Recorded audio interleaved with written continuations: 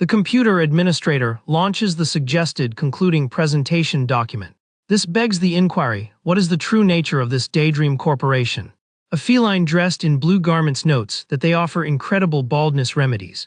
Following this, a second adorable character states that their real specialty lies in skin and cosmetic products. However, a flashing alert forcefully declares that there is much more to it. They then disclose their ability to supply every conceivable medication one could ever require. The firm boasts about being an extraordinary pharmaceutical enterprise capable of forging miraculous treatments. Waving farewell, the pair of tiny creatures encourages the audience to check out the enigmatic business. Right then, the grinning host grasps the mic to deliver a crucial notice. He loudly declares to the crowded hall that each person present has been specifically selected. Hearing this, the dark-haired youth grows solemn, being highly familiar with the corporation's name. He notes the pharmaceutical entity's widespread reputation for possessing the capability to manufacture literally anything. The host continues, stating that he has assembled only the absolute best among the recent hires today. Yet the crowd is startled when he applauds the assembly for being inducted into the external scouting division. In secret, this particular department is recognized as the corporation's literal suicide squad. The youth start murmuring among themselves, confused as to why a drug manufacturer would require such a unit. The boy finds it insane that a lethal survival exam is being held right during their onboarding process. Stepping backward, he realizes he must figure out an immediate exit strategy. The host, however, cautions that an unforeseen event will take place prior to their formal employment. The suited man facing away then declares a brief probationary assessment. To impartially gauge everyone's skills, this examination will be entirely hands-on. Wearing a strange grin, the superior states that he expects eager involvement from the entire room. He then snaps his fingers, making it clear that laziness on the job will be strictly forbidden. Abruptly, the room plunges into pitch darkness, prompting widespread confusion about the situation. Amidst the blackness, a hushed voice questions whether anyone else is catching a strange sound. Instantly, violent tremors rock the floor, causing the young man's hands to shake from anxiety. Glancing about, the group discovers they are now seated within a metro carriage. An intercom voice expresses gratitude to the riders, while advising that the train will bypass all stops. The female speaker requests strict adherence to the guidelines to guarantee an enjoyable commute. The recruits stare at the cabin's electronic display, questioning if they are experiencing a VR simulation. Attempting to pry the exits open, they frantically discover that the doors are firmly sealed. A young woman places her palm against the window, pondering whether this is merely an escape room challenge. The main character, however, is acutely aware that this is neither a high-tech illusion nor a playful test. Bowing his head in deep thought, he laments becoming entangled in such a surreal predicament. Who could have predicted that securing basic employment would pull the unfortunate fellow into such insanity? Concurrently, the rest of the staff starts bickering anxiously within the tight confines of the carriage. The boy's identification tag indicates his formal membership in the perilous scouting faction. The intercom broadcasts that the lethal train's upcoming halt is named the Sadness Station. Right then, the exits sluggishly part, and one individual readies themselves to step out. Filled with dread, our protagonist grasps that he has plunged directly into a living horror narrative. A text prompt materializes on the dark monitor, greeting passengers to the Abyss Transit Network. In a flashback, a weary young woman strolled through the rainfall following a grueling workday. Her only desire was to hit the pillow, yet she dozed off during her commute. Upon awakening, the woman discovered herself resting inside a highly peculiar metro train. It appeared to be a standard ride, though she picked up on an extremely eccentric aura in the air. Peering through the glass, she then comprehends that her surroundings are far from ordinary. The setting grows volatile, with multiple bizarre visual glitches blocking her entire line of sight. Observing quietly, he immediately figures out the sinister scheme the company has orchestrated. The management's goal is to weaponize this urban myth to wipe out the fresh recruits. Consequently, the PA system reiterates their arrival at the feared Station of Sadness. The broadcast commands all passengers meant for the Sadness Station to exit the train at once. The barriers then start to slide open, accompanied by a relentless 30-second countdown. Beyond the doors, the area appears vacant and shrouded in sinister fog, with a signboard verifying the sorrowful destination. Observing this, a few individuals remark on the location's seemingly ordinary appearance and propose exiting the car. The dark-haired youth, however, stays quiet, certain that a terrible outcome is imminent. A self-assured guy then mentions that aside from the odd title, the exterior looks rather tranquil. Yet another peer grips the doorframe and advises against stepping out onto the platform. The suited main character concurs, pointing out that a standard transit stop wouldn't bear such a weird moniker. In response, the other individual grumbles, refusing to take commands should a disaster strike the party. A brown-haired youth then concurs that standing by to observe the unfolding events is the wisest choice. An alert siren then blares, signaling the expiration of the timer and the imminent shutting of the doors. Total panic ensues, prompting several people to sprint frantically out of the vehicle. One person attempts a last-ditch leap, straining immensely to clear the threshold. Though he successfully crosses, he quickly notices that multiple peers remain confined within the carriage. Instantly, a trapped rider furiously pounds the glass, cursing his failure to exit before the closure. He complains bitterly, accusing the rest of the group of causing him to lose his window of escape. The protagonist sympathizes with their frustration, aware that fleeing was their sole desire. However, the electronic panel begins to glitch, displaying unsettling crimson text. On the exterior, the duo of young men strolls down the vacant platform, discussing the destiny of those left behind. The self-assured guy insists they ought to have exited sooner, arguing that hesitation only breeds trouble. Abruptly, a vile, darkened slime drops directly from the roof onto his head. His companion stares in shock, bewildered by the situation as their surroundings take on a bloody hue. Striking with horrifying velocity, the ambush occurs in a flash, completely blindsiding the youth. Consequently, he freezes in absolute dread, struggling to comprehend the nature of the entity. The companion sprints away wildly, screaming that a massive threat is descending straight from the terminal's roof. The crimson sludge begins seeping everywhere, prompting the unfortunate victim to plead for assistance. However, his echoing shrieks down the unlit corridor serve as proof of a grim conclusion on the platform. Within the train, the main character listens to the uproar and maintains his composure amidst the general hysteria. He reflects that this tragic end is the consequence for those who selected the incorrect exam option. Thus, the formal trial phase for the fresh recruits kicks off in a terrifying manner. An enigmatic symbol then manifests on the window as the vehicle speeds up, delving further into obscurity. In reality, the massive corporation wields authority over the terrifying urban myths present in this world. Staff members are dispatched straight into these gruesome tales to execute hazardous tasks. The rookie entrance exam is similarly hosted inside one of these chilling metro-based narratives. The crowd begins shouting, demanding a course of action after witnessing a genuine casualty. The hero, however, acknowledges his edge, having consumed the complete online database of these legends. Generally, a protagonist reincarnated in such a setting possesses a supreme knowledge advantage over the environment. He muses that being an absurdly strong fighter would be excellent, yet there is a significant drawback. This crucial piece of information drastically alters our companion's standing. The unfortunate guy is fundamentally petrified by anything horrifying or paranormal. Confessing his extreme cowardice, he admits he can only tolerate monster lore in pure text format. The presence of any picture or visual on a monitor causes him to pass out from sheer fright instantly. He concedes to masking web page images and blocking online video content to bypass terrifying visuals. The protagonist remembers explicitly stating in discussions that he was entirely unable to confront visual threats. Due to this intense phobia, he refused to make exceptions even for his personal creative works. His peers mocked him, claiming he rejected a romantic outing simply to escape viewing a scary film. Currently, he struggles to recall the text from the official wiki regarding this hazardous unit. Noting that a mere 8 people are left inside the cabin, he recognizes the severity of his plight. The intercom declares that the upcoming halt for the fatal transit is named the Station of Resentment. Reclining on the seat, the youth attempts to maintain concentration, picturing the ensuing peril he must confront. Slumping back, his sole desire is for this mental agony to conclude permanently. Just then, however, an odd noise catches his ear as he observes a soft object dropping nearby. A tiny, gleaming notebook then hovers midair, exposing itself as the exclusive reward from the merchandise crate. He immediately identifies the mythical artifact as one of the relics linked to abyssal exploration. Observing the complete lack of reaction from his peers, the boy questions whether the object is visible only to him. Simultaneously, the remaining staff assists a young woman who collapsed to the floor in hysterical tears. Choosing to keep quiet, he gradually extends a finger to interact with the enigmatic item inconspicuously. Upon contact with the notebook, its sheets rapidly flutter, and a tiny metallic nub drops into his palm. Grasping the polished mobile mount, he finds himself fascinated by the potential utility of the tiny accessory. Inspecting the gadget, he recalls it as the precise branded promotional gift he previously purchased. Without warning, visionary timepieces whirl rapidly within his thoughts until their dials revert completely.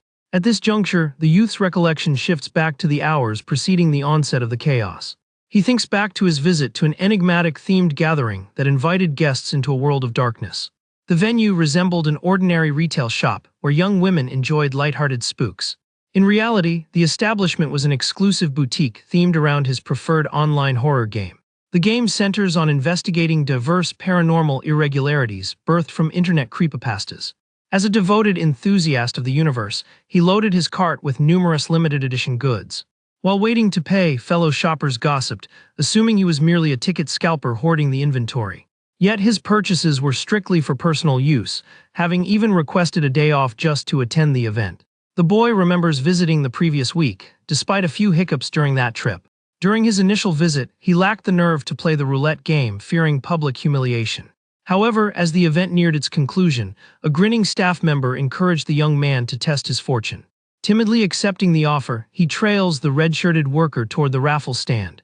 The clerk initiates the Wheel of Fortune, detailing that every slot on the glowing board corresponds to a reward. He is then handed a remote and told to hit the trigger to halt the spinning at his discretion. He pushes the crimson switch, figuring that even a basic participation gift would be satisfactory. As the roulette wheel whirs swiftly, he crosses his fingers for at least the 7th-place notebook. Astoundingly, the crimson pointer lands precisely on the illuminated strip for the grand prize. Hidden beneath his hat's brim, the youth remains mute, astounded by his unbelievable luck. The staff applauds cheerfully, celebrating his acquisition of the top reward. They subsequently present him with an enigmatic dark container bearing the game's gleaming official symbol. The clerk then requests his name to instantly craft an exclusive, personalized memento right there. Upon stating his name, a high-tech, illuminated machine whirs into noisy action. The apparatus produces a customized staff ID badge stylized after the game's own universe. Inspecting the fresh credential, the boy is amazed by its intricate detailing and premium build quality. The vendor enthusiastically notes that this badge represents one of the 3 most famous factions in the entire game. The youth nods in agreement, aware that the covert organization researches urban myths while hiding sinister secrets. This exploration team is famous in the lore for hurling fresh recruits straight into dangerous situations. Though the merchant wishes him luck on his journey, the boy merely plans to stash the item in a dark drawer. Without warning, an enigmatic voice reverberates in his thoughts, accusing the youth of lying about what he wanted. A beaming entity surfaces from the darkness, plunging the boy into absolute shock. Instantly, profound dizziness assaults his head, and his eyesight rapidly begins to darken completely. Upon finally reopening his eyes, he found himself transported back to the lecture hall. He discovers that the low-ranking cell phone holder possesses the power to translate genuine memories into text. Armed with this knowledge, the youth cautiously secures the accessory to the rear of his smartphone. The device erupts with incredible intensity, illuminating the protagonist's surprised face. Astonishingly, the strategy succeeds, and comprehensive data regarding the urban legend pops up on the display. Consequently, the information he once barely recalled is now flawlessly cataloged on his monitor.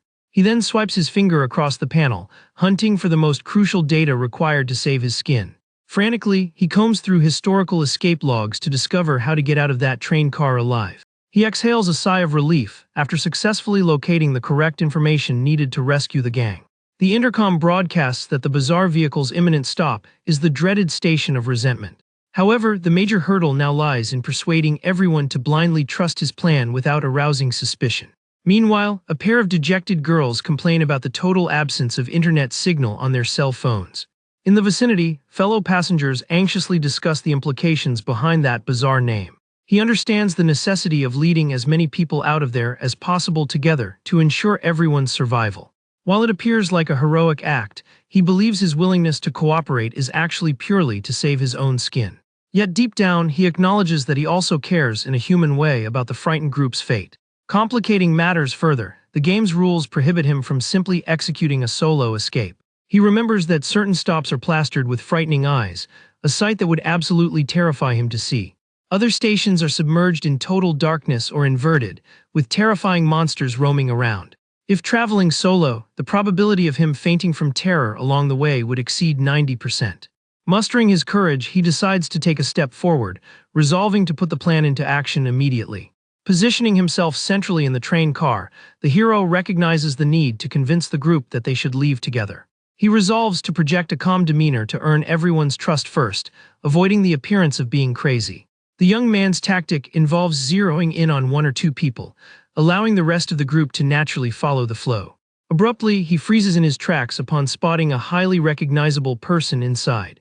The youth offers a faint, wry smile, noting how much this scenario sounds like an online horror story. He then focuses his attention on a brown-haired colleague who is distractedly fiddling with her cell phone. She suffers a huge fright when she notices him right beside her, staring intently. Taking a seat quietly beside her, he initiates a conversation by asking if she had been discussing horror stories. She clarifies by mentioning her occasional viewing of scary videos, stating that everything in the environment reminded her of that. A nearby colleague takes an interest in the conversation and asks them to share information. The girl attempts to organize her thoughts, recalling how the auditorium transformed into that bizarre train car. He thinks back to the terrifying goo that dropped from the roof and ruthlessly attacked his companion.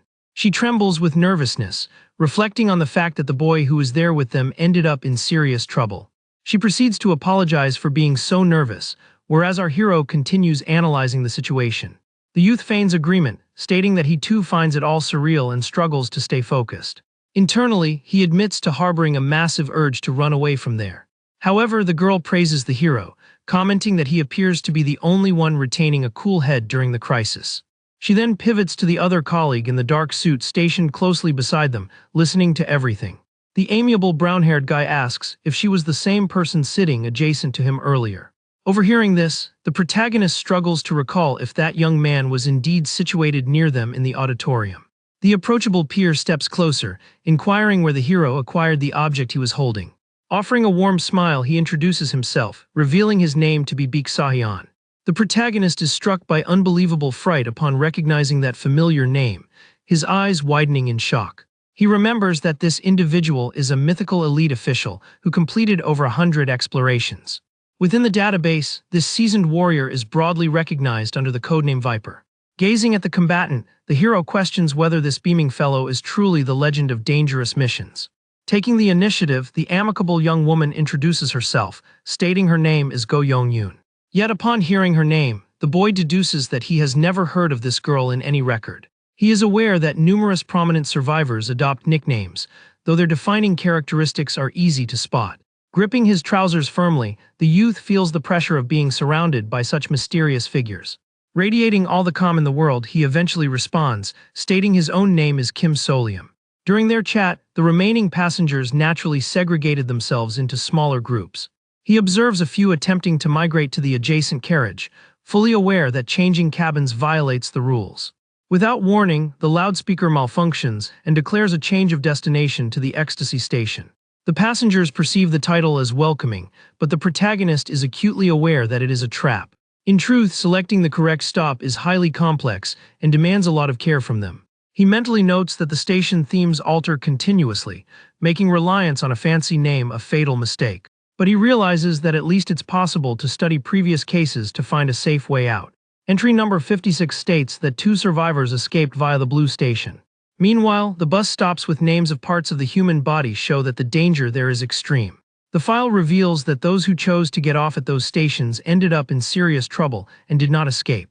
In this, the parades with specific year names show buckets falling on top of frightened silhouettes. The report confirms that descending during the 2026 parade also resulted in failure. This shows us that places named after famous criminals hide an indescribable horror. He notes that 12 people escaped in one of these areas, but knows that friendly names don't guarantee anything. The group looks outside, noticing that the platform is very clean and beautiful, as if it were in a new city.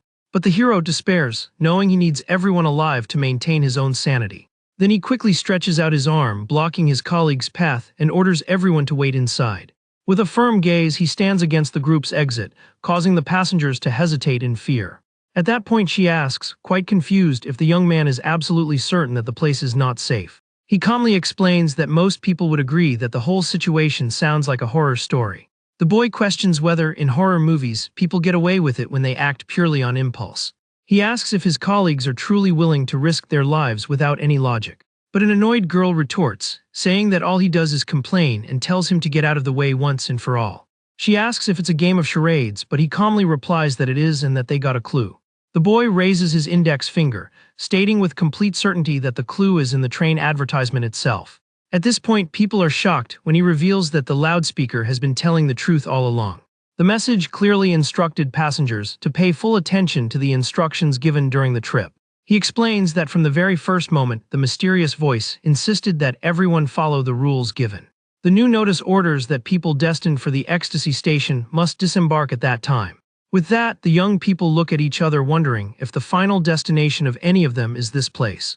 A young woman comments that ecstasy seems like something good and happy, suggesting that they should take advantage of it and go down there.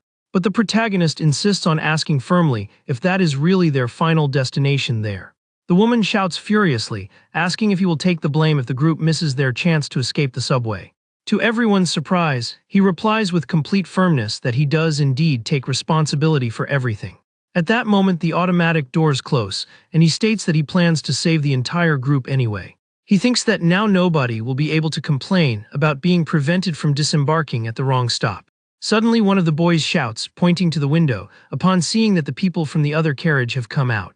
They watch anxiously, wondering if their colleagues will be all right, because nobody wants to believe the reality. The hero watches his companions who ran off happily onto the illuminated platform, unaware of the danger.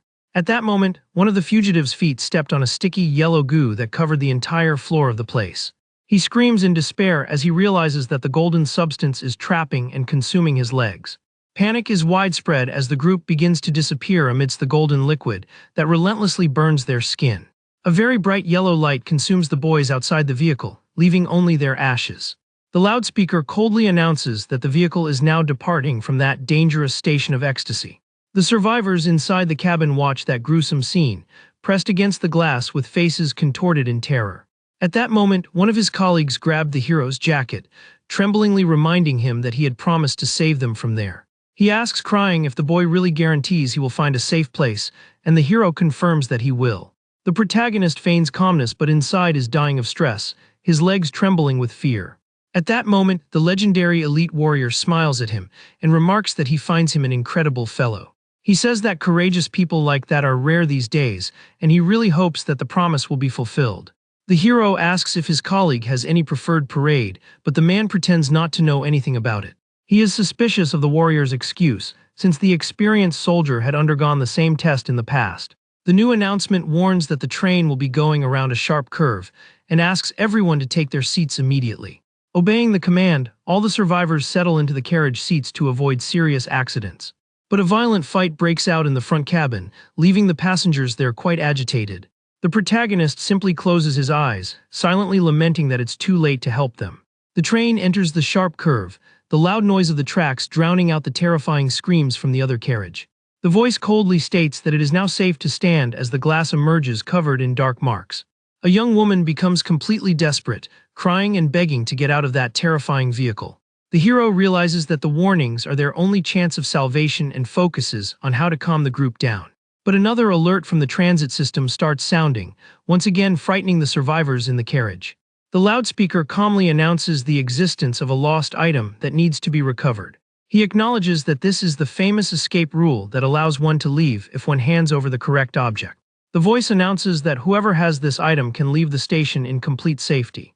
Then she begins to describe the details and reveals that the item belongs to a young man in his 20s. The object required is a right eye belonging to an adult male with type of blood. She repeats the bizarre instructions for the person to hand over the item at the next stop so she can escape. The boy remembers that this unusual case is actually recorded in the special survival records. The online file confirms that this property functions as an unconditional escape ticket for the player. But the only drawback of this method is that only one passenger can be saved at a time. He considers ignoring the warning since everyone can escape unharmed if they just disembark at the right station. Then a boy suggests that they first find out who in the group meets the requirements described by the voice. They start asking each person their age and blood type to see who fits the profile. The hero lies, saying he is blood type AB, just to avoid becoming the target of any suspicion. He hides the fact that he is actually type A because he knows there is no need to put himself at risk for it. But another passenger in a suit raises his hand confidently, stating that he exactly meets the required profile.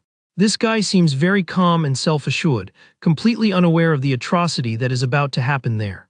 The voice announces that the subway has just arrived at the rage station and that the exits are about to open. At that moment, the experienced warrior coldly walks towards the young man who raised his hand. He approaches with a menacing smile on his face, confirming whether the boy is indeed from the desired group. The experienced soldier calmly closes his eyes at the exact moment the automatic doors open. In a cold tone, the mercenary laments the situation and prepares his violent attack against the innocent. He attacks his colleague mercilessly to extract the biological item required by the security system. The boy falls gravely wounded to the floor of the train car, leaving all the passengers in absolute shock. The crowd recoils in terror upon seeing the bloodbath caused by the cold-blooded actions of that killer. He finishes the cruel act quickly, giving the poor wretch no chance to defend himself. The injured young man faints from pain on the cold platform, while the attacker wipes the object from his hands. Passengers scream inside the subway, completely horrified by the soldier's madness. With a psychopathic grin, the warrior taunts them, asking why they are still waiting in there. He assures that the rules are clear, and that handing over the biological item is the only guarantee of quick salvation. The psychopath says he didn't expect much from cowardly people who prefer to leave their lives in the hands of others. At that moment, the young woman with brown hair trembles with terror while the hero stares thoughtfully at the scene. He finally understands why that dangerous man earned the fame and the terrible nickname of Viper in the game. The educated boy thought the smiling soldier was just a kind rookie, but he realized his mistake. The truth is that the mercenary's personality is exactly as cruel and cold as described in online forums. Instead of giving his own eye, he preferred to sacrifice a colleague to secure his ticket out. But the protagonist knows something very important and thinks he didn't need to have gone that far. He quickly crouches down, feeling around the space under the seats, as he remembers seeing an object there before. Then he carefully reached his hand between the gaps in the metal grate, trying to pull out the hidden item. With that, he grabs a small glass vial that was well protected at the back of that room. The hero reveals that he found the vial containing the biological sample that someone else had lost in the past. In fact, the belongings demanded by the voice are hidden throughout the train like a macabre treasure hunt. He believes that using extreme violence against others was a terrible act that crossed all boundaries. The boy stares at the bottle in his hands with a serious look, knowing that he now possesses a powerful escape weapon. The biological item floats within the liquid of the container, glowing mysteriously before him. Meanwhile, the elite soldier's eyes widen from afar, realizing that the hero is hiding some secret. The loudspeaker interrupts, advising disembarking passengers to wait a moment on the platform. Then the voice announces that local officials will provide assistance, and several giant needles appear. The poor boy is caught off guard by this bizarre attack and goes into a complete state of shock. The transmission coldly confirms that the required item has been successfully transferred to the local team. Inside the train car, people are talking in horror about the horrible screams they heard outside. With that, she comments that his injury seems to be very serious and asks if the hero is a doctor. The girl explains that she only studied medicine in college, but ended up changing courses midway through. At that moment, the train arrives at the station of hate, and everyone looks at the boy waiting for him to make a decision. She approaches with a guilty air, asking if he's feeling too pressured by all of this. He mentally apologizes because he knows that he is actually only using others to save himself from danger. Calmly, the colleague reveals that she too has been thinking about the meaning of the train's final destination. She wonders if, in the end, the final destiny of any human being might not be death itself. The boy becomes thoughtful when he notices that her reasoning makes a lot of sense in relation to the logic of the test. She says she thought about suggesting they go downstairs when that name came up, but thought it would sound too macabre. But the protagonist sincerely praises her, saying that her opinion is extremely valuable to them. She is surprised by the compliment while trying to understand what this destiny actually means. He gives a wry smile, having already unraveled the great mystery behind the rules of that death subway. Very calmly, he wonders what the word destiny really means in the game's official dictionary. The panel shows the Station of Peace, and the hero explains that the theme of the words there is purely intuitive. He reminds us that the safety rules guarantee the life of anyone who simply obeys the given orders. Then he recalls how the other passengers fared badly when they got off at those wrong stops. The young man concludes that the ideal destiny basically means some essential element that they do not yet possess. He recalls the case where the survivors escaped only because they didn't have any blue belongings. At the assassin's station, most survived precisely because none of the members were criminals. Since the theme of the current round is emotions, the correct answer should be some feeling that they lack. Then the alarm sounds, announcing that the vehicle has finally arrived at the dreaded peace station. The hero takes a decisive step and confidently announces that this is exactly where they should disembark. With a bright smile on his face, he assures all his colleagues that their salvation is just out there. He deduced that people normally feel anger and sadness throughout a tiring workday. But in a situation of utter despair and panic, finding someone calm inside would be nearly impossible. However, our hero knows that every rule has a perfect exception to solve the mystery. The digital display on the dashboard confirms their arrival at the great station of absolute peace and tranquility. By dictionary definition, peace means being free from anxieties and any kind of worry. But it's obvious that no normal human being could remain at peace in such a terrifying scenario. At this point, the protagonist extends his hand, offering help to carry his badly injured colleague. The injured boy is very grateful as the whole group follows the hero out of the subway car. He leads the way knowing that after taking this definitive step, there will be no turning back. But the walls of that bus stop are covered in dark and frightening markings, leaving people in shock. The fright is immense because the environment seems even worse than the other dangerous stations they've seen before. They become desperate, questioning whether that dreadful area is truly the correct route to salvation. The protagonist's hands tremble inside, knowing that even he himself longs to return to the train. But young Go Yongyun raises her hand and shouts to everyone, affirming that this is indeed the right path. She assures that the boy is the only one there who showed certainty and kept a cool head during the panic. She recalls that some tried to save themselves in cruel ways, but that the hero acted in a completely different manner. The girl states that if she has to follow someone's advice, she prefers to trust the words of a good boy. With that, she takes the first decisive step out of the cabin, fully trusting in his escape plan. She walks confidently down the dark corridor, ignoring the visual dangers and the gruesome markings on the walls. Then she starts running and shouts with joy, calling the rest of the group to join her outside. The hero sighs wearily, seeing that the plan worked, while another colleague slowly approaches. The injured boy smiles amicably and states with all the gratitude in the world that he also trusts him very much. The injured colleague encourages the protagonist to move on, but the young man is still paralyzed with panic. At that moment, the cowardly young man takes a deep breath and agrees to continue guiding the group out of there. He steps forward and states firmly that if they all disembark together there, they will be safe. With that, they climb the steps in silence, trying to focus only on the sensation of climbing the stairs. Then the dark staircase reveals walls covered in pasted papers, creating a very tense atmosphere.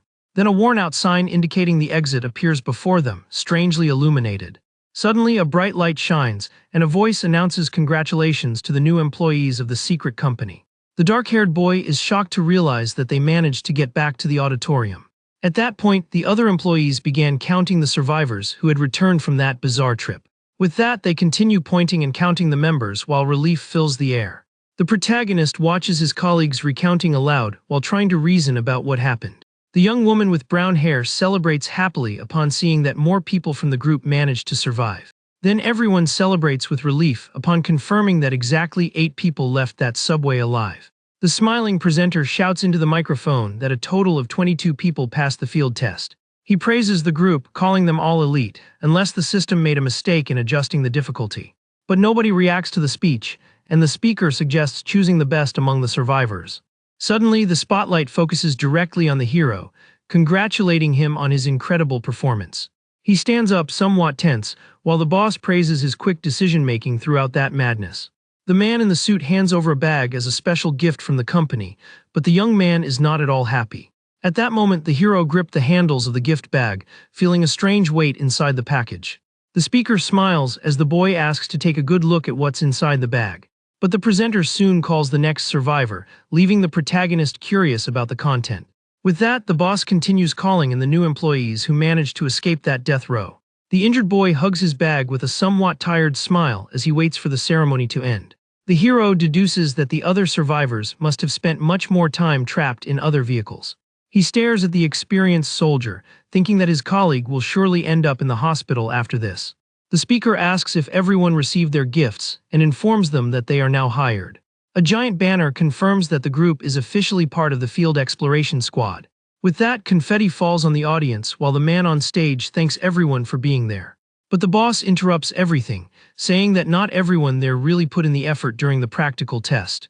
With a bizarre smile, the man states that justice comes first and that he will punish the slackers. Suddenly, a strange, colorful goo emerges, consuming the bodies of some survivors in the chairs. The protagonist watches everything in despair as he sees the strange matter approaching him as well. The monster melts the incapable and reduces the team to 13 people while a girl cries in terror. The colleague next to him stares at the empty chairs, horrified to see that the others have vanished in the blink of an eye. All that remains are the melted clothes on the seats, proving that the company eliminates the weak without mercy. One of the survivors raises her trembling hand and desperately begs to quit her job. The boss makes a surprised face, questioning if she really wants to give up such a good position. She asks if she will be safe to leave after hearing the proposal, and the man assures her there will be no punishment. At this point, the speaker insists with a macabre smile that she might change her mind once she learns about the advantages. The hero watches silently as the presenter prepares to reveal the firm's main item. On the screen appears an image of a brilliant and mysterious potion, described as the grand prize of all.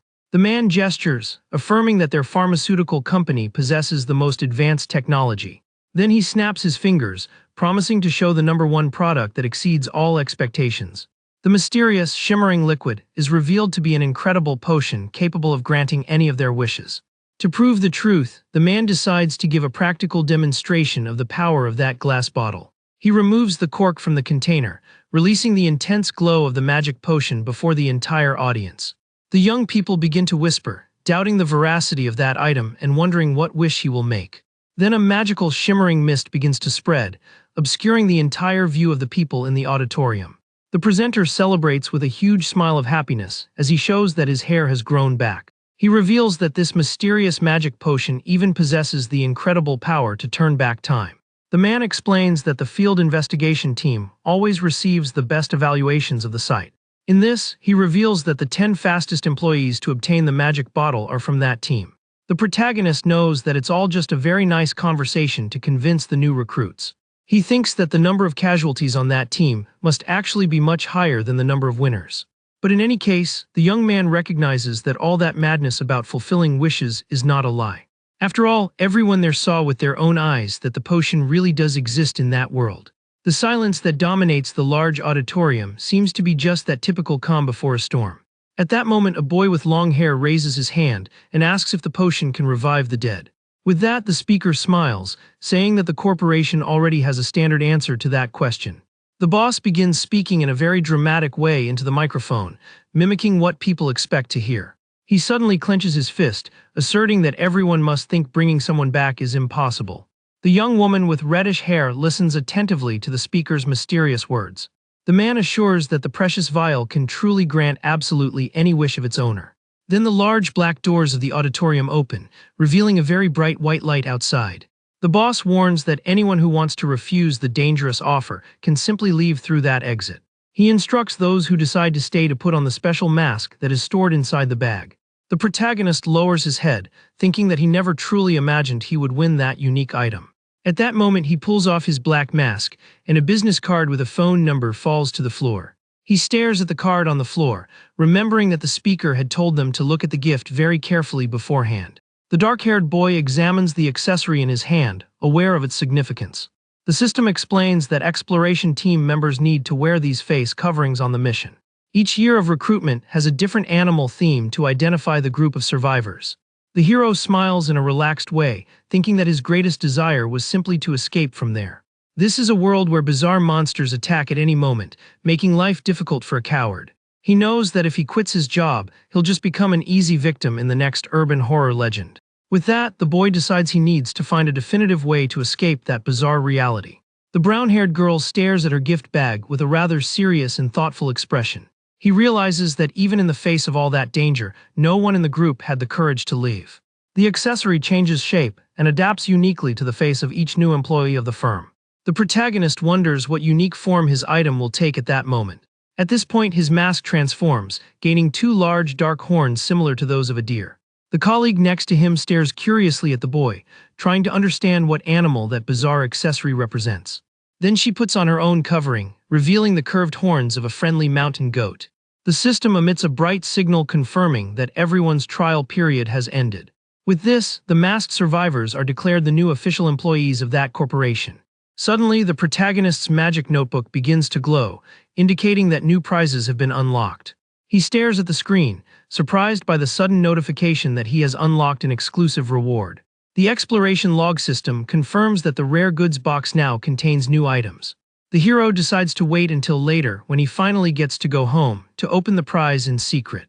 But suddenly he freezes in the middle of the cabin when he realizes a very strange detail about the house. The poor fellow realizes he's been summoned to that bizarre world, and that he actually has no home to live in. The next day, the friendly brown-haired colleague greets the young man with a lovely smile. He responds to the good morning in a relaxed manner while pressing the elevator button at that large company. She asks if the protagonist also received housing assistance from the company, and the young man confirms that he did. The cell phone displays an invalid address message on the screen when trying to retrieve its old information. He realizes that all his data and family contacts have completely disappeared from his mobile device. The young man stares silently at the experienced soldier as they both travel thoughtfully in the company transport. The hero concludes that he has no other option but to accept the accommodations provided by the corporation. And that's how our friend ended up accepting the accommodation without imagining the dangers that still await him. The smiling colleague mentions that 7 of the 13 survivors also received housing benefits from the company. She admits the building is a bit scary, but considers that a free house close to work is unmissable. At that moment, the elevator opens, revealing that the hero's apartment is located on the 12th floor. He examines the place, thinking that the firm's plan is simply to keep everyone close together so they work hard. But the young man realizes there's a big problem when he opens the door and finds an unexpected person in the room. The mysterious roommate sitting at the table fiddling with his cell phone is none other than the dangerous soldier. The protagonist stares at the mercenary in silence, trying to digest that terrible twist of fate. As a result, the 2 survivors of the field test will now have to share the same living space. The young man points out that the miracle potion really does work, but it has some very specific rules for its use. At that moment, an extremely uncomfortable silence fills the room while neither of them says anything. The dark-haired boy stood at the entrance, unsure how to react to the situation. He stares at the one-eyed warrior who has already received medical treatment from the company and has a bandage on his face. Without wanting to delve too deeply into the subject, the hero coldly announces that he is going to his room to rest for a while. At that point, he turns his back on his roommate, hoping to avoid any small talk. But the one-eyed soldier calls him back in a curt manner, making the boy stop immediately in his tracks. The protagonist turns slowly with a serious expression, waiting to hear what the other person has to say. The mercenary angrily vents, saying he finds the boy's behavior completely insane. The hero listens to everything without showing any reaction, maintaining his mysterious demeanor before the soldier. He calmly walks back towards his roommate, who is watching him with considerable suspicion. At that moment, the dark-haired boy approaches very close, revealing a dark aura that frightens the warrior. With a chilling smile, the young man confirms that he actually found it very amusing to see the others suffering. He says that bizarre scene gave him a huge dose of dopamine and thanks them for the free entertainment. The hero concludes by saying that he hopes to work with him to see more violent moments like this. At that moment, the mercenary is completely speechless, staring at the protagonist with utter terror. The boy with deer antlers bids farewell with a friendly look, but maintains his intimidating posture. He wants their professional life at the corporation to be a lot of fun from that moment on. With that, the young man finally turns his back and walks silently towards his own room. He sighs with relief, knowing that if he continued with that act, he would seem like a real psychopath. The protagonist recalls his former job, where he learned to deal with clients who had difficult minds. He defines his one-eyed colleague as the type who has a god complex and creates his own reality. The boy knows that against people like that, the best survival strategy is to bluff aggressively. Saying he wanted to see others suffer again was just a lie he concocted to protect himself. Upon entering the room, the hero is surprised to see that the place is perfectly furnished with new furniture. The room has a private bathroom and weekly cleaning service for an extremely inexpensive fee. He notices that on his study desk there are several welcome gifts and premium snack packages. The smiling young man thinks the company is giving all these perks just to prevent newcomers from quitting. At that moment, the hero notices a small black diary left on the furniture and decides to take a look at the notebook. But upon opening the pages, he finds a macabre warning written in red, telling him to flee immediately. The boy ignores the frightening message because he knows he's already past the point of trying to save himself from there. With that, the boy lies down on the comfortable bed, ready to finally open his prize from the system. He summons the glowing notepad that is floating in the air before his eyes in the dark room. The protagonist stretches out his finger and carefully touches the magic object, causing the pages to begin to fly. Suddenly, a small packet of stickers falls directly into his hands, leaving the young man quite intrigued. He examines the item, discovering that it is a powerful tool capable of manipulating sympathy. The boy recalls that the smiley face sticker was banned from the original game for being considered too overpowered. The item allowed players to engage in unfair Colosseum battles, forcing its complete exclusion. He deduces that the shiny sticker in his hands must be the only one left in existence in the world. The system confirms that the manipulation tool can only be activated by official company employees. The young man celebrates having unlocked the feature at the exact moment he became a permanent employee. In that same night, the hero tries to rest, unaware that the real terror is about to begin. The young man lies in bed thinking that his new job at the dangerous company will start next week. He closes his eyes trying to rest because he feels that too much has happened in a single busy day. Then a horrible nightmare about the mysterious corporation begins to torment the poor protagonist's sleep. The following morning, the company's enormous modern building rises imposingly, gleaming under the bright sunlight. The brown-haired colleague approaches with a worried look, asking if he is really okay. She notices that the boy looks terrible and immediately asks if he spent the night awake without sleep. The young man admits he is tired, but assures everyone he is fine even though he spent the weekend having nightmares. At that point, the two chat in the elevator, and she politely informs him that she will be getting off on the 10th floor of the building. He mentions that the dreaded field exploration team occupies the 10th through 15th floors of the building. At that moment, the hero exits the elevator on the 13th floor, sensing that this number is a bad omen. The protagonist presses the intercom, wondering if that room really is his group's final destination. Then the door opens, revealing a young woman with blue hair talking to a coworker. The brown-haired boy notices the arrival of the new recruit and greets him with great enthusiasm. The hero bows politely, making his official introduction as the newest member of the dangerous Group D. The friendly boss introduces himself as Park Min-seong alongside his blue-haired assistant, Yoon Hage. The protagonist is relieved not to be mistreated, but soon discovers that his group has a bad reputation at the firm. The veterans playfully interact with the newcomer, trying to break the initial ice between them. The hero walks thoughtfully, observing the enormous building while pondering whether he should resign right there. But their new superiors officially welcome them and explain how that secret area works. The young woman with blue hair named Yoon Hage gives a sarcastic smile, formally welcoming the group. The lively Park Min-seong also formally introduces himself as one of the experienced members of that team. With this, the new hire states their name politely, while the veterans request less formality. The girl with blue hair jokes ironically that he might die before he gets promoted. The protagonist considers that giving up would be good, but knows that dangerous urban legends are everywhere. The veteran praises the hero, revealing that the rookie came in first place on the difficult entrance exam. At that point, the brown-haired boy announces that the leader is away on a mission and asks the newcomer to sit down. Suddenly, an old radio placed on the living room table begins to crackle and unexpectedly turns itself on. The device broadcasts a report of light traffic while outside people walk in the heavy rain. He notes that the radio is talking about sunny weather even though the drivers are arguing in the rain. The young man immediately realizes that bizarre weather forecast has no relation to reality. With this, he accurately concludes that the old radio before his eyes is actually an urban legend. At that point, the superior turns off the radio, while remaining impressed by the incredible cleverness of the new recruit. The veteran praises the hero's quick thinking, comparing his cleverness to that of a ghost. The veteran explains that the mysterious radio is a low-level anomaly used to predict luck. The protagonist continues listening to the explanation in silence, maintaining his typical serious and focused posture.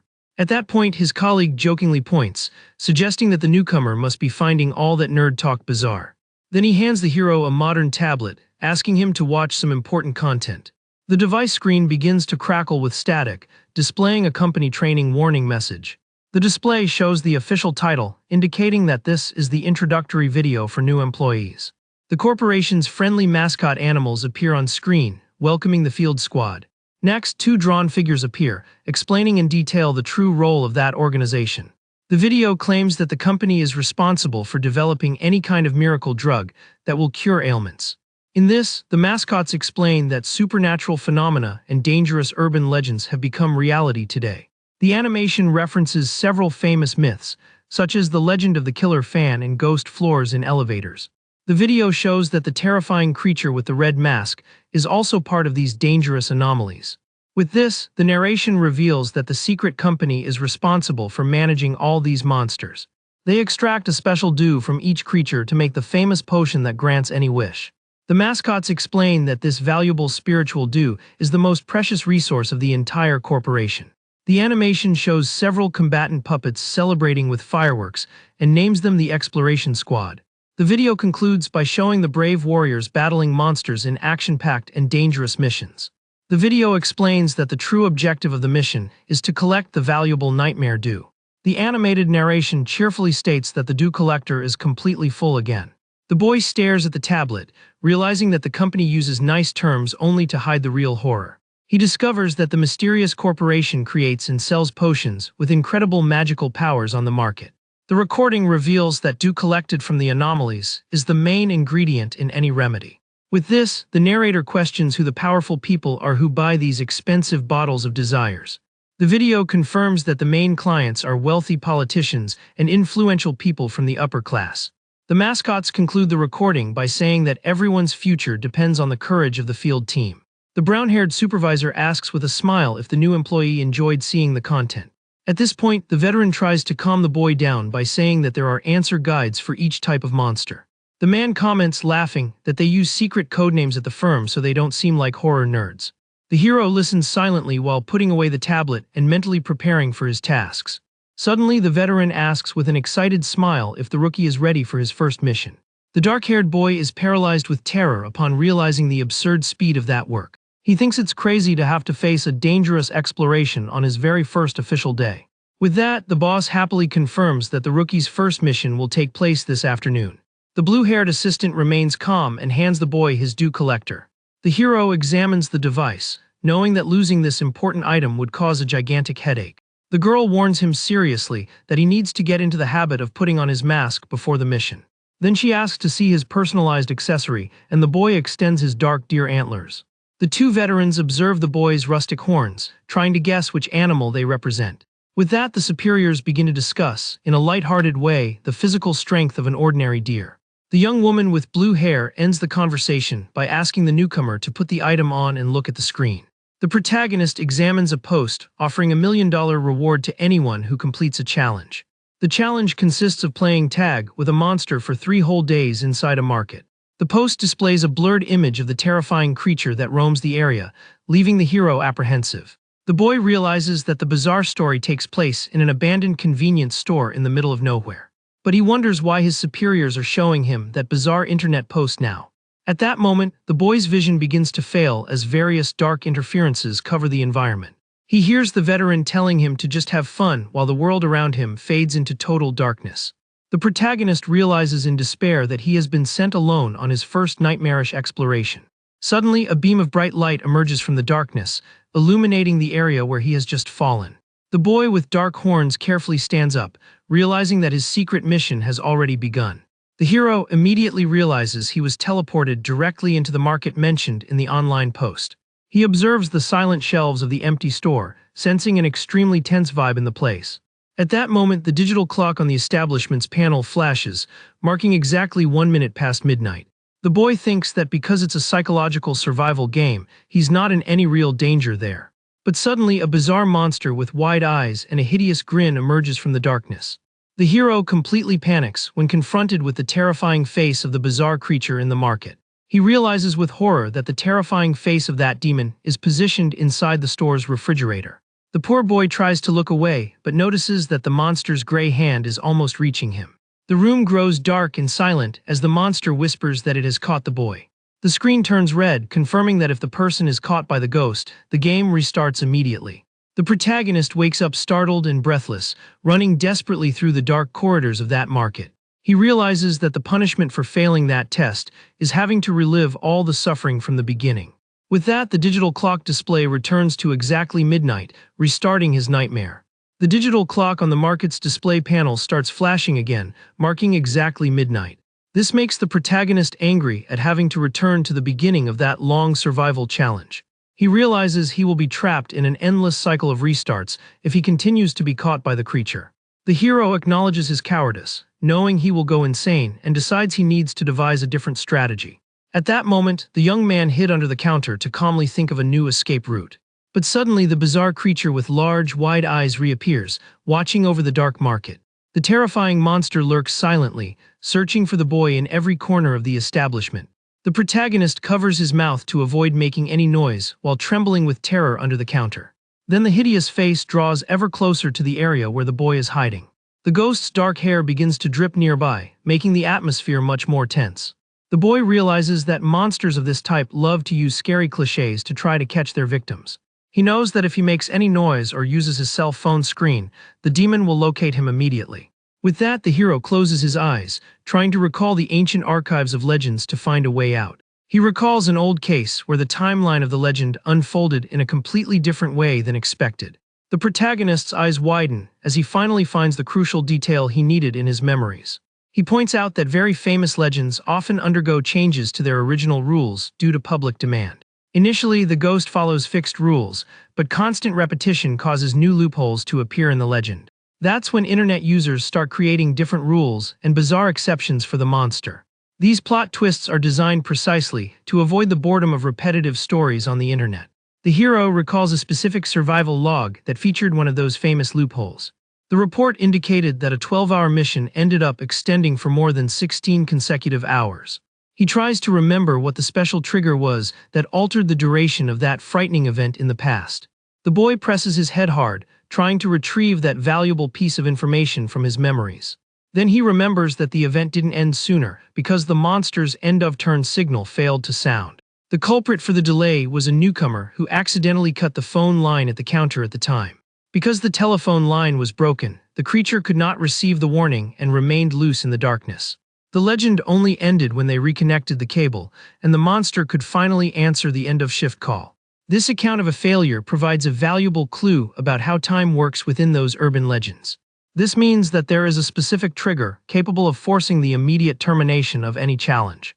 The protagonist deduces that if he manages to activate this trigger ahead of time, he will be able to escape the market sooner. Suddenly, frightening voices begin to echo through the establishment, summoning all the employees. The boy with dark horns stands still, knowing that the bizarre monster is playing with his mind. He knows the creature wants to leave him defenseless, but decides he won't accept that panic situation. The boy quickly ducks down, planning to sneak out the other way so as not to cross paths with the demon. Their plan is to slip silently through the corridors while the ghost remains focused on the counter. But suddenly the creature appears right on top of the computer on the counter and manages to spot the boy down below.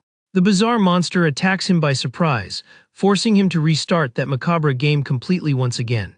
The hero wakes up exhausted, knowing that his sanity will end if he remains trapped in that endless cycle. He stares at the locked glass doors and focuses on finding the perfect trigger to hasten the end of the test.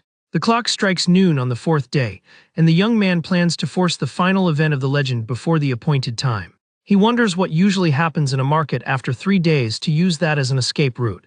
The boy scans the food shelves looking for a simple and straightforward element for his plan.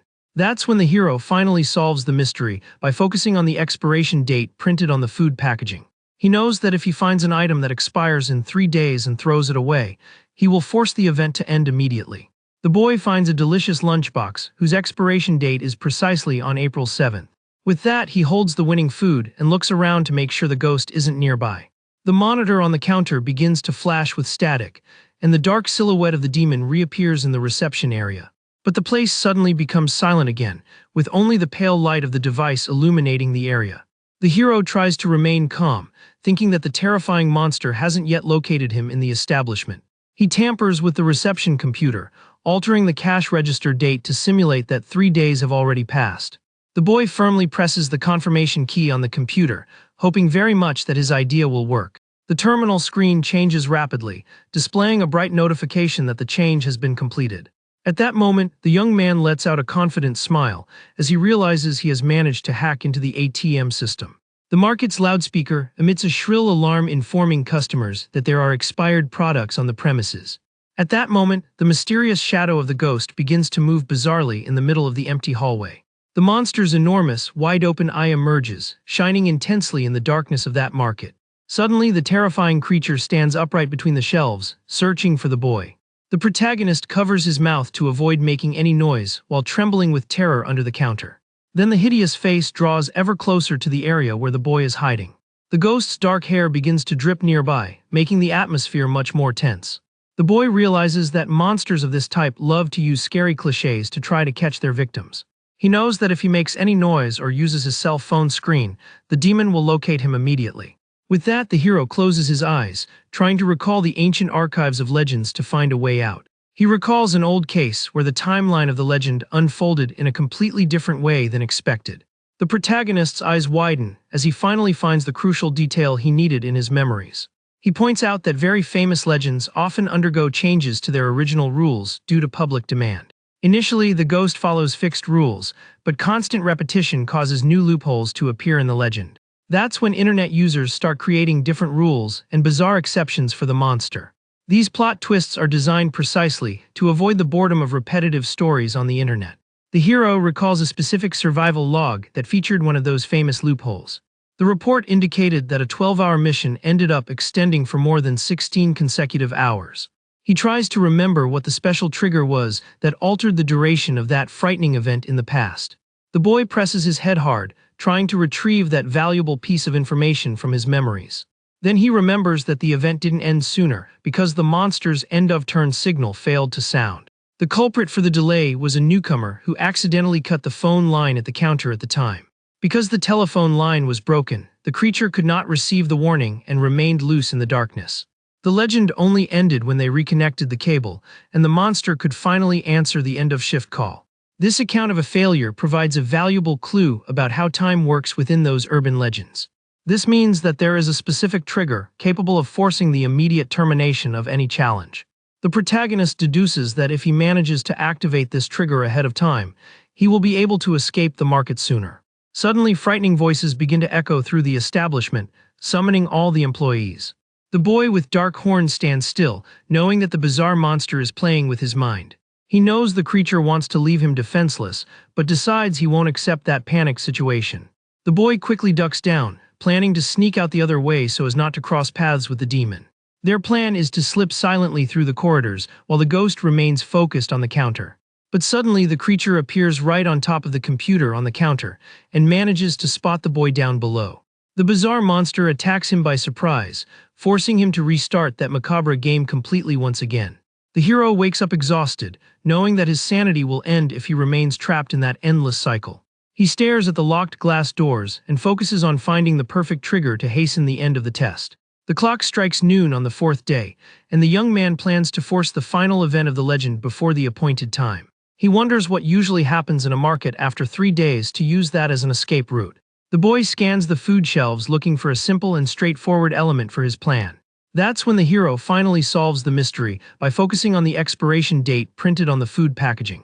He knows that if he finds an item that expires in 3 days and throws it away, he will force the event to end immediately. The boy finds a delicious lunchbox whose expiration date is precisely on April 7th. With that, he holds the winning food and looks around to make sure the ghost isn't nearby. The monitor on the counter begins to flash with static, and the dark silhouette of the demon reappears in the reception area. But the place suddenly becomes silent again, with only the pale light of the device illuminating the area. The hero tries to remain calm, thinking that the terrifying monster hasn't yet located him in the establishment. With that, the veterans continue their journey, ready to fill out the paperwork while awaiting their return. The brown-haired boy suddenly notices that his tablet is vibrating strongly in his hands. He stares at the illuminated screen with a surprised expression, not understanding why he received such a quick alert.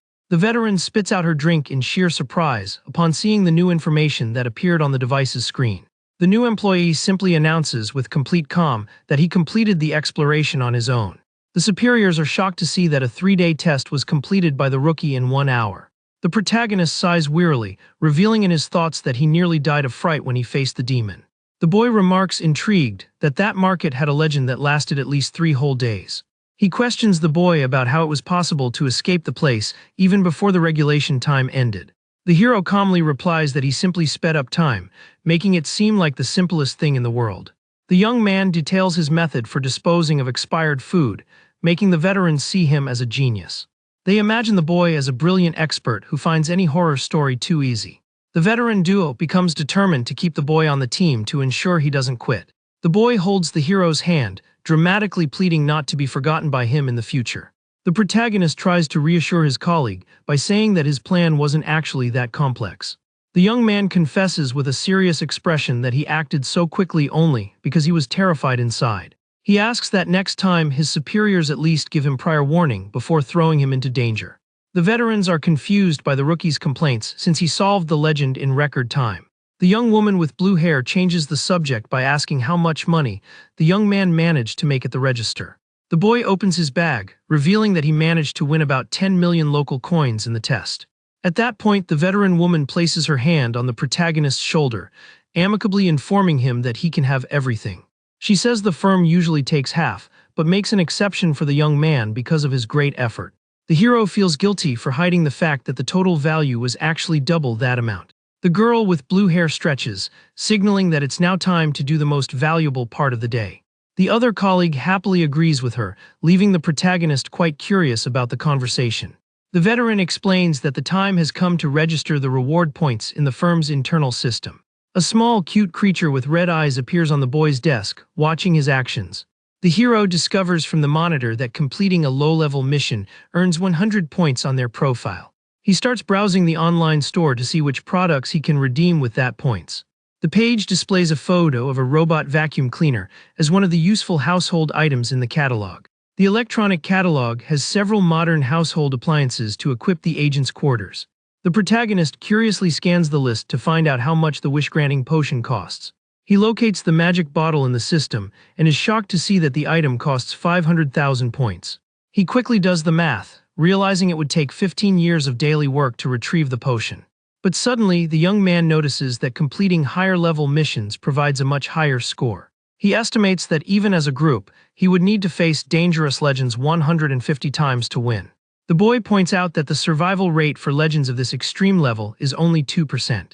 The protagonist concludes, disheartened, that trying to obtain the item by this method would be complete suicide. The brown-haired colleague interrupts him, asking if he managed to record his field points. The new employee notices several cute objects and pens neatly arranged on the neighboring desk. The veteran notices the boy's curiosity and approaches to explain who owns that table over there. He cheerfully reveals that the desk belongs to the leader of the group that is on an external mission. The hero concludes that trying to understand that bizarre firm using common sense is a complete waste.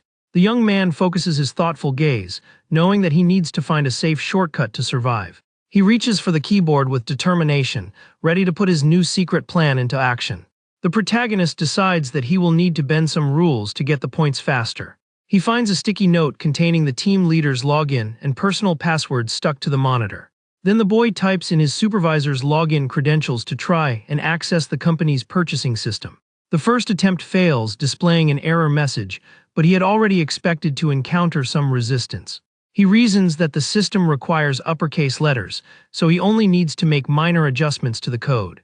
The plan works perfectly, and the dashboard displays a welcome message to the team leader's profile.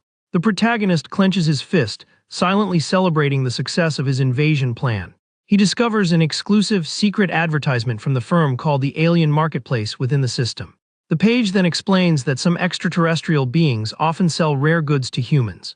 Although dealing with them is dangerous and strange, the items they offer are extremely useful for missions.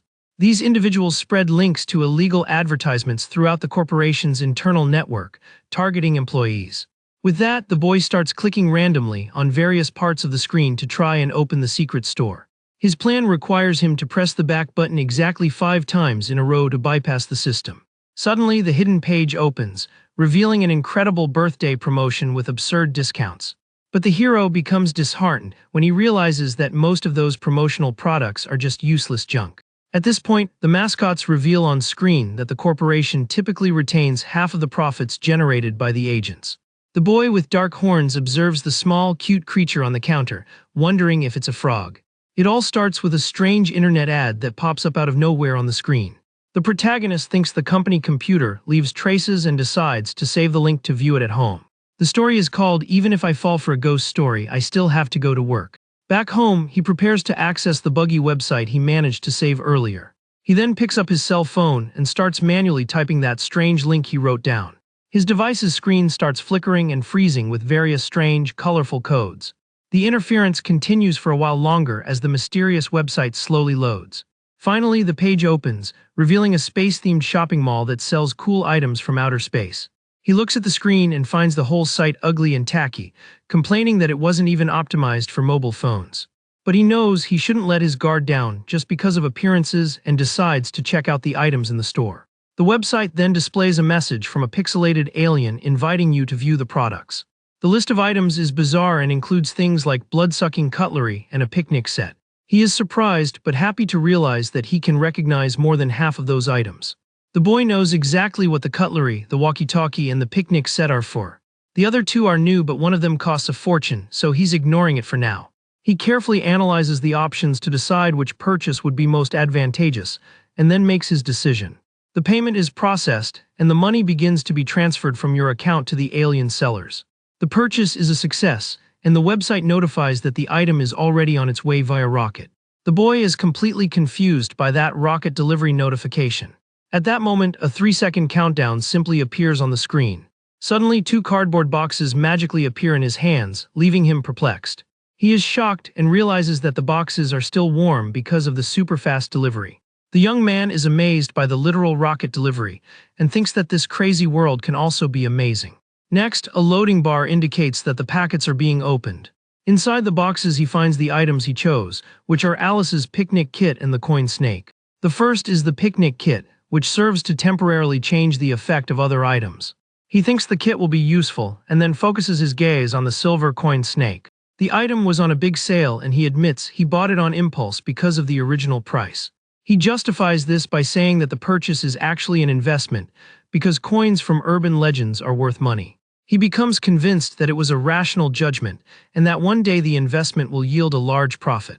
The protagonist wonders why he didn't buy the other items and concludes that it was because he wouldn't know how to use them. Cutlery, for example, is a weapon to fight directly against ghosts, and he wouldn't be able to do it. Furthermore, he wonders how anyone could possibly draw blood from a ghost. The same goes for the walkie-talkie, as it would be very strange to convince your boss to use it. He could never tell her that he used his boss's login to access a secret store and buy the item. Therefore, he concludes that the 2 items he bought were the best choice he could have made at the time. He then makes a mental list of the items he now has in his bag to use on missions. Solium smiles contentedly, thinking that buying fictional items in real life is very nice. The only problem is that the ghosts from the stories seem to come as a bonus to haunt you. The scene changes and now back at work, his colleague warns that they're about to enter an urban legend today. His colleague tries to calm him down by saying it's a low-level mission, but Solium still feels the trauma from the last time. They encourage him, saying that now he has a manual and that it will be better than facing a ghost alone. The boss hands him a tablet with the mission manual and a quiz game called Tuesday Quiz. He understands that if he gets the quiz answers wrong, a terrible penalty will occur. His colleague asks if he wants a paper notebook for notes, but Solium simply refuses the offer. Solium says he has already memorized everything, leaving his coworkers completely shocked by the answer. The boss is amazed that he doesn't need notes, as Solium's mind processes everything like a computer. His colleagues call him an exploration genius and say the team leader will love working with him. At that moment, Solium thinks that, speaking of which, he still hasn't met the leader of Group D. He imagines he will see him soon, but suddenly he hears a voice calling him from the room. The girl with blue hair answers the phone and says that the team leader is still out of the office. She hangs up angrily and complains that the boss wants them to go on the mission with only the rookie. But she understands that it's the end of the month and they need to meet their quota no matter what. At that point, she turns to the protagonist and asks if he has already memorized the entire answer sheet. His colleague jokes that it will be a piece of cake for him, but the young man becomes desperate, thinking he's screwed. With that, the veteran decides that they will go into today's mission alone. She tries to calm him down, but the rookie feels great remorse for having deceived his teammates. The problem is that he never read anything about this ghost story in the exploration records. He searches the company system but finds no results for that Tuesday quiz.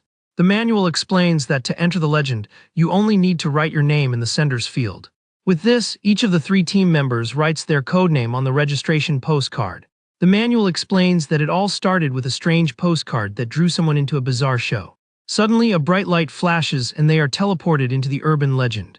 They arrive on a stage from an old-fashioned game show with a sign that reads, "The Tuesday Quiz Show." The place has a stylish band and background music that plays non-stop. The studio is full of musical instruments, including a full drum set and several guitars. At this point, the hero realizes that there are other participants seated in the stands on the stage. He observes the place wearing his dark mask and realizes that the show is about connecting with the audience. The narrator asks the audience not to forget to cheer a lot from now on. At this moment, a presenter with a television on his head welcomes viewers to Tuesday's quiz. He points his hand toward the new competitors who have just arrived on stage. The presenter knows they are nervous, but says that a smile is the foundation of any show. Then the TV screen displays a giant smiling emoji, leaving the protagonist shocked by the scene. He realizes that the bizarre creature with a TV for a head is the true host of the show. The host asks for one last round of applause for the new guests. He says that their fans are what really matters. The presenter shouts that the fans are the real reason the show exists. The protagonist realizes the situation isn't as frightening as he initially expected. He compares the presenter to the monster of the market and thinks that thinking of him as a mask helps a lot. The set isn't bad either, resembling an old American talk show with a regular audience. But suddenly a crucial piece of information flashes into his mind, and he realizes that something is very wrong. He begins to piece together the puzzle and recalls the style of an American talk show. The image of a participant who already knows all the answers to the quiz comes to mind. At that moment, he has a terrifying epiphany about the true nature of that ghost story. The presenter ignores his reaction and announces that the show is ready to begin. A countdown begins, and the system reveals that the legend has the identification code Q-Turbo-104. The countdown continues, and the system reports that this event was the beginning of a disaster with multiple victims. This reveals that the true classification of that legend is a level, not D. The protagonist is terrified to discover that the official count of survivors of that legend is only one person. The scene changes to an old film reel with the story's title. The film reel appears completely blood-stained, showing scenes of a large massacre. It is revealed that the tragedy began with an American talk show that was originally rated. The scene returns to the TV host saying good evening and welcoming the audience to Tuesday's quiz show. He asks if everyone was looking forward to Tuesday and explains that the show has a theme for each day of the week. However, entry is only possible for the program that takes place on Tuesdays. The presenter says that Tuesday is the only day they can meet the new faces. It is explained that the exploration team entered with complete answers and survived 99 times without problems. However, disaster struck during the 100th exploration in episode 111. Back in the present, the presenter announces that it's time to introduce the competitors. He then introduces the three new participants: the Badger, the Peregrine Falcon, and Mr. Roe Deer. The presenter asks if the competitors will be able to maintain their winning streak and asks everyone to stay tuned. He announces that the 110th Tuesday quiz show starts right now. Solium is terrified to realize that program 110 means that this is farm number 99. His teammates glance at him as the confetti continues to fall on stage. They smile confidently because they know they are safe for now. The protagonist calms himself down, thinking that the chances of disaster happening exactly on the 100th time are low. Even so, he decides not to let his guard down because he knows he's still in the middle of a ghost story. The Legends Manual makes it clear that any disrespect to the program will result in removal and incineration. And since the quiz show is live, any wrong move will be noticed immediately. This means that any action that isn't in the script is basically suicide. The presenter notices the young man's nervousness and asks if he is all right. The creature with the TV head accepts his excuse and says he'll start with an easy question. The first question in the quiz is which of the listed items is not a component of the human body. The protagonist correctly answers that the answer is number 4, the ground. Next, the contestant wearing the badger mask also answers their question correctly in an impressive way. The woman with purple hair wearing the falcon mask also gets her answer right without difficulty. The presenter then focuses on the protagonist, pretending that he is having great difficulty choosing an answer. The boy then chooses option number 3, and the presenter builds suspense about the result. Then the host announces that the answer is correct, and the hero merely feigns surprise to get into the mood. The quiz continues and the team follows the manual to the letter, answering all the questions correctly without a single mistake. The host is impressed by the winning streak and announces the final question of the episode. At that moment, the creature in the suit turns to the protagonist and asks if he will be able to answer the final question. The host asks if Lord Corso is ready, and the boy replies yes in a trembling voice. With that, the final round of the quiz finally begins. The final question is what percentage of blood loss causes the death of a human being. The protagonist prepares to give the correct answer, which is written in the company manual. He says the answer is number 1, but the presenter continues the dialogue saying that he also chose number 2. The creature in the suit finishes the sentence by saying that he also chose options 3 and 4. The protagonist then faces the presenter and says that all the answers are correct. The host is surprised by the boy's audacity in giving multiple answers, and several eyes emerge from the darkness. At that moment, one of the show's producers asks if he wants to change his answer, but the young man refuses. The man in the suit states with conviction that he will stick to his answer no matter what. The presenter reveals that the screenwriter's original answer was number 1.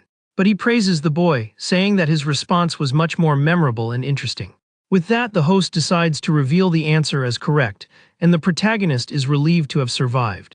The presenter then announces that the 110th Tuesday quiz show has come to an end. Then he warns that in the end there can only be one big winner, and the hero's colleagues seem bored. The host congratulates Mr. Corso and announces him as the big winner of that night's program. The protagonist expresses his gratitude for the award, but is confused by having been chosen as the winner. He smiles with relief, thinking that somehow the nightmare is finally over. The boy knows that as soon as the cameras are turned off he can leave, and the scoreboard displays the number 99. The presenter bids farewell to the audience and announces that tomorrow they will have an even more special guest. Suddenly, the protagonist's desk is the only one still lit in the dark studio. He looks at the other benches and realizes that there are other participants who are not from his team. Then he sees a group of 3 people with clothes and masks different from those of his colleagues. He glances to the side and sees his 2 teammates also observing the other participants. Suddenly, one of the unknown participants wearing a cat mask stares back at him. At that moment, the scoreboard, which previously displayed the number 99, changes to 100, leaving the protagonist terrified. He realizes that the other participants are also members of the field exploration team. The hero is confused, not understanding why they ended up in the same ghost story as his team. The participant from the other team is shocked and asks what is happening there. He wonders why the previous team is still there if the manual says that interfering results in incineration. Suddenly, the entire studio bursts into flames, with intense red flames everywhere. The protagonist's purple-haired colleague watches the fire with a serious and worried expression. The host announces as a surprise that they will have a preview of the participants next Tuesday. The protagonist is left speechless as he watches the chaos unfold in the recording studio. He tells himself not to react because the cameras are still recording everything live. The boy remembers the warning that any behavior that disrespects the show will result in immediate expulsion. He clenches his fist tightly, feeling immense anger at being trapped in that dangerous situation. Taking a deep breath, he forces a smile and asks the camera who will be the next winner to follow in his footsteps. Upbeat music begins to play as the protagonist and his colleagues leave the stage. The program concludes with a farewell message and the end credits, which include the winner's name. The presenter waves to the camera, saying goodbye to the audience until the next show. As soon as the cameras are switched off, the host sighs in relief that he didn't ruin the live broadcast. A cleaner starts cleaning the studio, and the presenter comments that in the end everything turned out all right. He praises the protagonist's quick thinking and invites him to become a regular participant. The presenter regrets the refusal and turns to the other team, telling them not to be discouraged. He announces with a smile that soon they too will have the chance to participate in the program. Suddenly, the presenter's expression changes and he seems uncomfortable with the situation. He says he has some difficult news to deliver to the other team of explorers. The host reveals with a serious expression that Tuesday's quiz show has been cancelled. The protagonist realizes that the show hasn't completely ended, but rather that the quiz segment has been replaced. The presenter says he has good news and that the program is not over for good. He invites all participants to be part of the new segment of the program. The protagonist becomes tense upon realizing that exploration log number 100 has finally begun. The mission completion report reveals that the new program begins in the same studio as the previous ones. However, the program's name changes and the quiz segment is cancelled for not being stimulating enough. The presenter announces the new segment, saying it will be pre-recorded and much easier than the previous one. He promises to make a wonderful program, but the hero's teammate interrupts him. She says they've already participated and are now going back home. The presenter stares at her and asks if she's really going to leave before the end of the recording. He reminds her that the precautions were written on the registration card and that leaving in the middle of the program is prohibited. The presenter's TV screen displays a frightening mask as he asks if it's truly impossible for it to stay. The girl with purple hair replies that they didn't expect to participate in 2 shows in a row. The protagonist then interjects, saying that anyone can make a mistake during a live broadcast. He says they need time to prepare and that's why they're leaving for today. The boy concludes his apology by saying that they will return to participate next Tuesday. But suddenly one of the producers raises an OK sign, indicating that preparations for filming are finished. The presenter ignores their excuse and asks everyone to sit down while the show begins. The protagonist becomes frustrated when he realizes he can't convince the presenter at all. An action sign appears on the screen indicating that the new program has started. The story's title reappears against a musical score background. The host welcomes the viewers and announces the newest segment of his talk show. He says not to be sad about the end of the quiz, because they have prepared an even more evolved version. The host says that the thing that touches the heart the most is the melody and that everyone will love the new segment. He then announces the name of the new segment, the Tuesday Chorus, as a shadowy figure emerges on stage. The presenter introduces the new guest, a conductor with a pig's head called the Butcher of Melodies.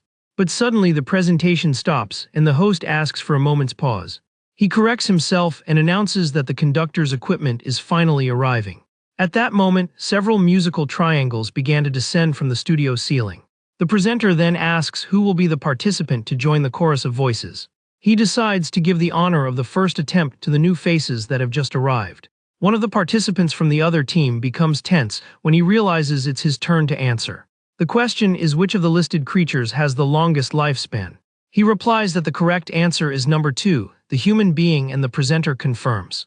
The host congratulates him for passing, but suddenly the participant's body is pierced. It is revealed that the maestro of sacrifices consists of a single conductor and 13 silver symbols. The participant's blood drips onto the silver plate with skull details. With that, the man's decapitated head is placed on the plate as the first member of the choir. The head begins to desperately scream the word human as it struggles on the plate. It is explained that the participants' heads are placed on silver plates and produce different sounds. The solitary mind begins to induce headaches, anxiety, and mood swings in the other participants. The head continues to scream the word human and the name of one of her teammates. The colleague of the decapitated participant cries desperately upon seeing the horrific scene. The presenter ignores their suffering and announces that it's time for the next participant to respond. He turns to a blindfolded man and asks if he is ready. The man panics and says he'd rather take the penalty than end up like that. The presenter then announces that he has been eliminated and the man's body is incinerated on the spot. The host laments that he was unable to join the magnificent chorus of voices. It is revealed that in just 5 minutes of recording, an entire crew disappeared from the program. The protagonist realizes that the penalty system has changed and making a mistake now means immediate elimination. At that moment, he remembers something he had been ignoring, the names of his superiors. He notices that the names of his teammates do not appear in the exploration logs. The presenter then prepares to call the next participants and smiles sinisterly. He turns to the protagonist's colleague and says it's his turn to answer the question. The hero's colleague grows tense, wondering if they will all die one by one in that way. He wonders if their fate is to have their heads cut off or be incinerated. An image of a gallows flashes into his mind, representing the desperation of the situation. The protagonist thinks that a coward like him has no way of surviving that situation. He feels a rope around his neck and believes that soon it will also be his turn to die. But suddenly he refuses to accept that fate and decides to fight for survival. A voice in his head screams at him to wake up and get out of this state of panic. He realizes that the feeling overwhelming him is not fear, but rather the sensation of witnessing a catastrophe. He reminds himself that he has the best chance of surviving there because he has read about all those crises. The presenter then turns to the protagonist's colleague and asks if he is ready. The host calls Mr. Badger again, but the boy seems to have calmed down. The hero's colleague then smiles and says he's ready to answer the question. He asks to say a few words before answering, and the presenter allows it. The young man says he has a family member in the hospital and asks someone to take care of him when the program ends. The presenter is touched by the request, and several cookies with smiling faces fall into a glass of milk. He then asks what the correct answer is, and the hero's teammate becomes tense. But suddenly the protagonist stands up and calls the presenter's attention. The hero's colleague is shocked, and the host asks if Mr. Noru has anything to say. The protagonist's colleague wonders what he's trying to do and fears that interrupting the presenter might be dangerous. The protagonist then leans against the counter and says he's feeling very dizzy. He asks if he can take a short break to recover. The presenter is surprised by the request, and a strange liquid drips from his TV mouth. He snaps his fingers and says that's a problem for the show's production. The host then shouts to cut the recording and announces a 30-minute break. The protagonist's colleagues are shocked that he interrupted the presenter and wasn't incinerated. He mentally celebrates because his plan worked perfectly and he managed to fool the presenter. He knows that if the broadcast were live, he would have been eliminated, but the program is recorded. Furthermore, the cookies with smiling faces that fell into the milk indicate that their strategy worked. He had used the smiley face sticker, which, when placed on an intelligent being, induces a feeling of friendship. Combined with Alice's picnic kit, which doubles the effect of the items, he managed to manipulate the host. He wasn't sure if it would work, but it seems the combination of items had some effect on the presenter. The host apologizes and says he needs to change his antenna, asking them to take the hero to the waiting room. The presenter says the young man promised to fetch water for him and tells him to rest. The protagonist gives a discreet smile, satisfied to have managed to deceive the creature. A 30-minute timer appears, and the boy thinks he has managed to buy some time for his team. He knows he now needs to devise a countermeasure in the waiting room before time runs out. Upon arriving in the waiting room, he confirms that he is alone and can act freely. The protagonist leans against the wall and sighs in relief at having managed to get a short break. He knows that 30 minutes isn't much time and that he needs to act fast. The boy understands that he needs to do something within that time to save everyone. He then remembers the item the assistant manager gave him before the mission. The young man examines the object and realizes it looks like a button that can be pressed. He presses the button and hears a click, as if he had activated some device. He hears a dial tone and suddenly the wall of the room opens, revealing a secret passage. On the other end of the line, a white-haired man introduces himself as Lee Jae-hyun. The story's title reappears against an old movie theater background. The protagonist realizes that the button is a communicator and that it is connected to the assistant manager. He asks if the person on the line is the leader of Team D, and the voice confirms that they are. The guy introduces himself as the new recruit Kim Solium and says he has an urgent report to make. He warns directly that in exactly 30 minutes everyone on Team D will die. The team leader listens to the report and asks for a 5-minute summary of the situation. The protagonist explains that if the situation continues, everyone will die as soon as the break ends. The leader asks him for another 30 minutes, but the boy says that seems impossible. The young man is irritated by the leader's calm demeanor and wonders if he is taking the situation seriously. He asks if getting another 30 minutes would change the situation, and the leader replies that it would. The leader explains that he needs time to request weapons and entry equipment from the security team. The protagonist wonders if the leader can suppress a level A anomaly on his own with special equipment. He concludes that if this is possible, the leader is an important and memorable figure in history. He then asks what type of mask the team leader is wearing to confirm his suspicion. With the leader's response, a number of possibilities open up for the protagonist. Back in the studio, the presenter calls the protagonist back to the stage because the break is over. The host asks if he's feeling well and ready to do the best broadcast ever. The presenter praises the young man's hard work and treats him very kindly. The protagonist notices that the host's tone is very friendly and that the effect of the smiley face sticker is still active. With this, he feels that his plan is all set up and that he just needs to hope it works. He only hopes that the 3 members of his team manage to get out of that situation alive. He then approaches the presenter and says he has something important to tell him. The host becomes curious and asks what Mr. Corso would like to say to him. The protagonist thinks he needs to get the presenter on his side for the operation to work. He begins by praising the presenter, saying that his love and dedication to the program are admirable. The young man continues to praise the set design and presentation style of the program. He says that the combination of everything creates a show that's impossible not to watch, and that his flattery knows no bounds. The presenter is overjoyed with the compliments, and his TV face displays a radiant emoji. He expresses his gratitude and says that the broadcast is something everyone creates together, and that the protagonist is a part of it. The protagonist then says that he genuinely liked the show, and that it's a shame it has changed so much. He goes on to say that the live band has been reduced, the penalties have disappeared, and even the applause is pre-recorded. The protagonist recalls that the waiting room was the host's private space and was filled with old posters. He realizes the show has been completely revamped to cut costs and wonders why this change was made. The young man concludes that there is a good chance that the presenter himself doesn't like the current format of the program. The presenter is surprised by the analysis, and his TV screen begins to glitch with static. He says that this is not something a participant should worry about, and the protagonist apologizes. The young man pretends to be a big fan of the old show and says he was disappointed by its cancellation.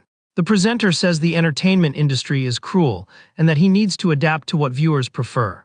The protagonist then passionately declares that he much preferred the host's old show. He praises the real-time interaction with the audience and the stories that seemed genuinely alive. The boy says that as a viewer he much preferred the old version, but then tells the presenter to forget about it. He apologizes, saying he got carried away by his emotions and that his personal feelings don't matter. The host falls silent for a moment, and his TV screen flickers with even more static. Suddenly, he announces that the recording will resume in 60 seconds and asks everyone to return to their positions. A countdown begins, and the protagonist believes he has made all the necessary preparations. While the countdown continues, the decapitated head of the other participant is still screaming on stage. The scoreboard reaches 100 and the show finally resumes. The story's title reappears against a red film reel background. Back in the communications room, the team leader asks about the mask he's wearing. The leader replies that his mask represents a lizard, confirming the protagonist's suspicions. Back in the studio, the presenter announces that it's finally time for Mr. Badger to give his answer. The protagonist whispers to his colleague and calls him assistant manager. He knows his colleague is planning to say he doesn't know the answer in order to be incinerated instead of beheaded. But the protagonist tells him to get the answer right and that it's still too early to give up. The presenter gives him 3 seconds to respond, and the hero's colleague remains silent. He grinds his teeth in agony, not knowing what to do in that desperate situation. Finally, he shouts that the answer is number 4, and the presenter confirms that he is correct. The conductor then prepares to transform the hero's colleague into a member of the choir. A bright light shines on stage, indicating that the decapitation process is about to begin. Meanwhile, the team leader confirms that he can reach the interior of the ghost story with his equipment. However, he warns that the passage created by the equipment can only send small objects. The leader then tears up the postcard with the inscription and tells the protagonist to throw it with all his might. A portal opens and the torn postcard begins to glow brightly. A whip of green energy strikes one of the musical triangles, shattering it into pieces. A single AAA battery emerges from the portal and falls to the studio floor. The protagonist thinks that this was exactly what he expected, and that his theory about the leader was correct. It is revealed that the team leader is one of the few combat specialists on the exploration team. He knew that attacking the conductor directly wouldn't work, so he aimed for his instrument. The protagonist concludes that if he can interrupt the flow of the show, even for a moment, he might have a chance. Back in the studio, the presenter asks the conductor to transform Mr. Badger into a member of the choir. He calls for the conductor again, saying that the participants in the audience are waiting. The conductor with the pig's head stands silently, not reacting to the call. At that moment, a strange sound begins to emerge from the maestro's torn snout. A horrifying, distorted scream echoes through the studio, coming directly from the creature. The protagonist turns to the conductor and asks what he thinks he's doing. He continues to insult him, while the conductor writhes in agony on stage. The conductor's cry is a mixture of several voices expressing pain and suffering. Suddenly, a splatter of blood hits the presenter's screen, breaking the mood of the program. The host turns to the protagonist and accuses him of having no respect for the show. He points his finger at the boy, and the protagonist's body instantly bursts into flames. The protagonist argues that entertainment shouldn't depend on guests, but rather on its fundamentals. He goes on to talk about the emotion of witnessing and the joy of connecting with the audience. He also talks about the excitement of not knowing what comes next, and regarding the expectation of waiting for the next moment of the program.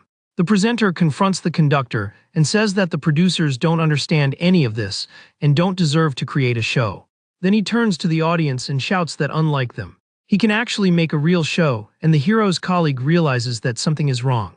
The host, who should have been D-rank, just incinerated an A-rank ghost story. The presenter gets nervous because that wasn't part of the plan, and then calls for Mr. Corso.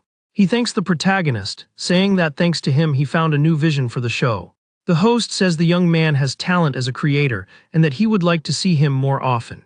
He promises to invite him to the next broadcast, but for now decides to let them go. The scene changes and the team back in the office realizes that Solium's plan worked. Everyone is exhausted and completely shocked by what they have just experienced. The teammate hugs everyone and calls Solium a magnificent and crazy kid for having succeeded. Solium looks at the communicator in his hand and thinks with relief that he survived and managed to get out.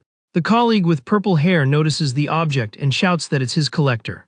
At that same instant, the communicator melts and transforms into a golden liquid.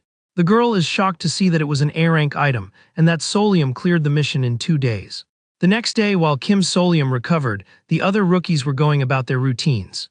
Elsewhere, an employee named Ko Yunjun checks her score at the company.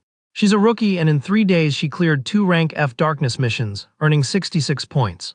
She considers it a decent result, given that the average for newcomers is 1 or 2 per week. Ko Yeonjun thinks the veterans on her team aren't friendly, but at least they don't mistreat her. She dreams of collecting 500 points for a wish ticket and is determined to achieve it. This leads her to wonder if the other recruits feel the same way she does. She then opens the group chat for newcomers at the Daydream Company. Ko Yeonjun thinks she should invite Solium to the group as well. Suddenly, the chat starts receiving dozens of messages at the same time.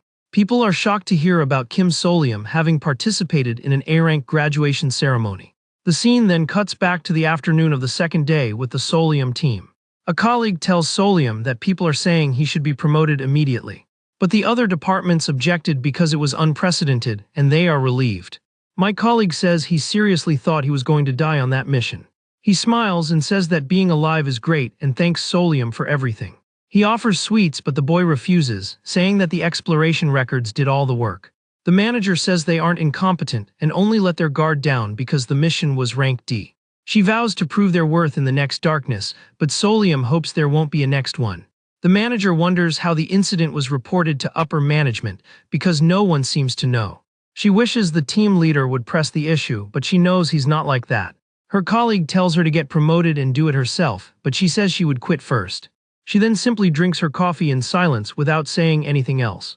The other colleague informs him that the leader's meeting is over and that he is coming, leaving Solium excited. The narrator explains that the leader is the manager Lee Jae-hyun, famous in the records and known as the Lizard. At that moment, the office door finally opens. The team greets the team leader and Solium stares at him in complete shock. The Lizard's true identity is revealed, and he is literally a lizard man who greets them. The protagonist is paralyzed upon seeing that bizarre creature in front of him. His colleagues don't seem to care about the leader's appearance, and Solium becomes even more confused. He tries to convince himself that it's a hallucination caused by the TV presenter. Solium notices a crucial detail on his boss's belt that sends him into a panic. The lizard mask is hanging from his waist, which means the face is real. The colleague introduces manager Lee Jae-hyun and jokes that Solium is shocked by his good looks. The lizard-headed manager then turns around and calls him Mr. Naru. He approaches with an intense gaze and asks if Solium can see him.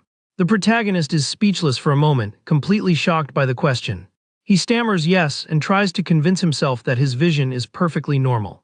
Lee Jae-hyun simply says he understands, while Solium tries to control his facial expression. The boy realizes that everyone else is seeing a completely normal human face. He doesn't know why he's the only one who sees a reptile, but he decides he won't let it show. The manager then gathers the team to explain the findings regarding the incident. He begins by saying that the trigger was the intrusion of another team into the same story. Apparently, the quiz show was scheduled twice due to an administrator error. The two teams started the game 50 minutes apart because the other team took a timeout. And because of the initial survival rate, they couldn't prove it was rank A. As a result, the request to reclassify the mission was denied and the team is outraged. The manager is furious because a team was eliminated and the solution was colored as rank A. But management claims it's possible to extract high-rank solutions from low-rank darkness. Solium's colleague becomes furious and wants to confront her, but the manager stops him. He wonders if it will end up being a D-rank achievement, but Solium says no. Solium explains that a separate compensation was approved for them to stop complaining. The manager says they will receive a one-time bonus equivalent to completing an A-rank course. Each participant will receive 30 points for the mission. Kim Solium will receive an additional 10 points, totaling 40 points. My colleague celebrates reaching 30 points, saying his termination date is getting closer. The manager says it's strange because Solium did everything himself, but he says it's fine. The protagonist thinks it's better this way because a promotion would lead him to worse missions. He remembers that this is a world where one can die at any moment. The boy also knows that his classmates wouldn't give him the points anyway. He understands that everyone there is risking their lives to collect points for a wish ticket. They all have their own goals and desperately need those points. After all, in that place, points are practically the same thing as life itself. The team then checks the account and they see that Solium's 100 points have been registered.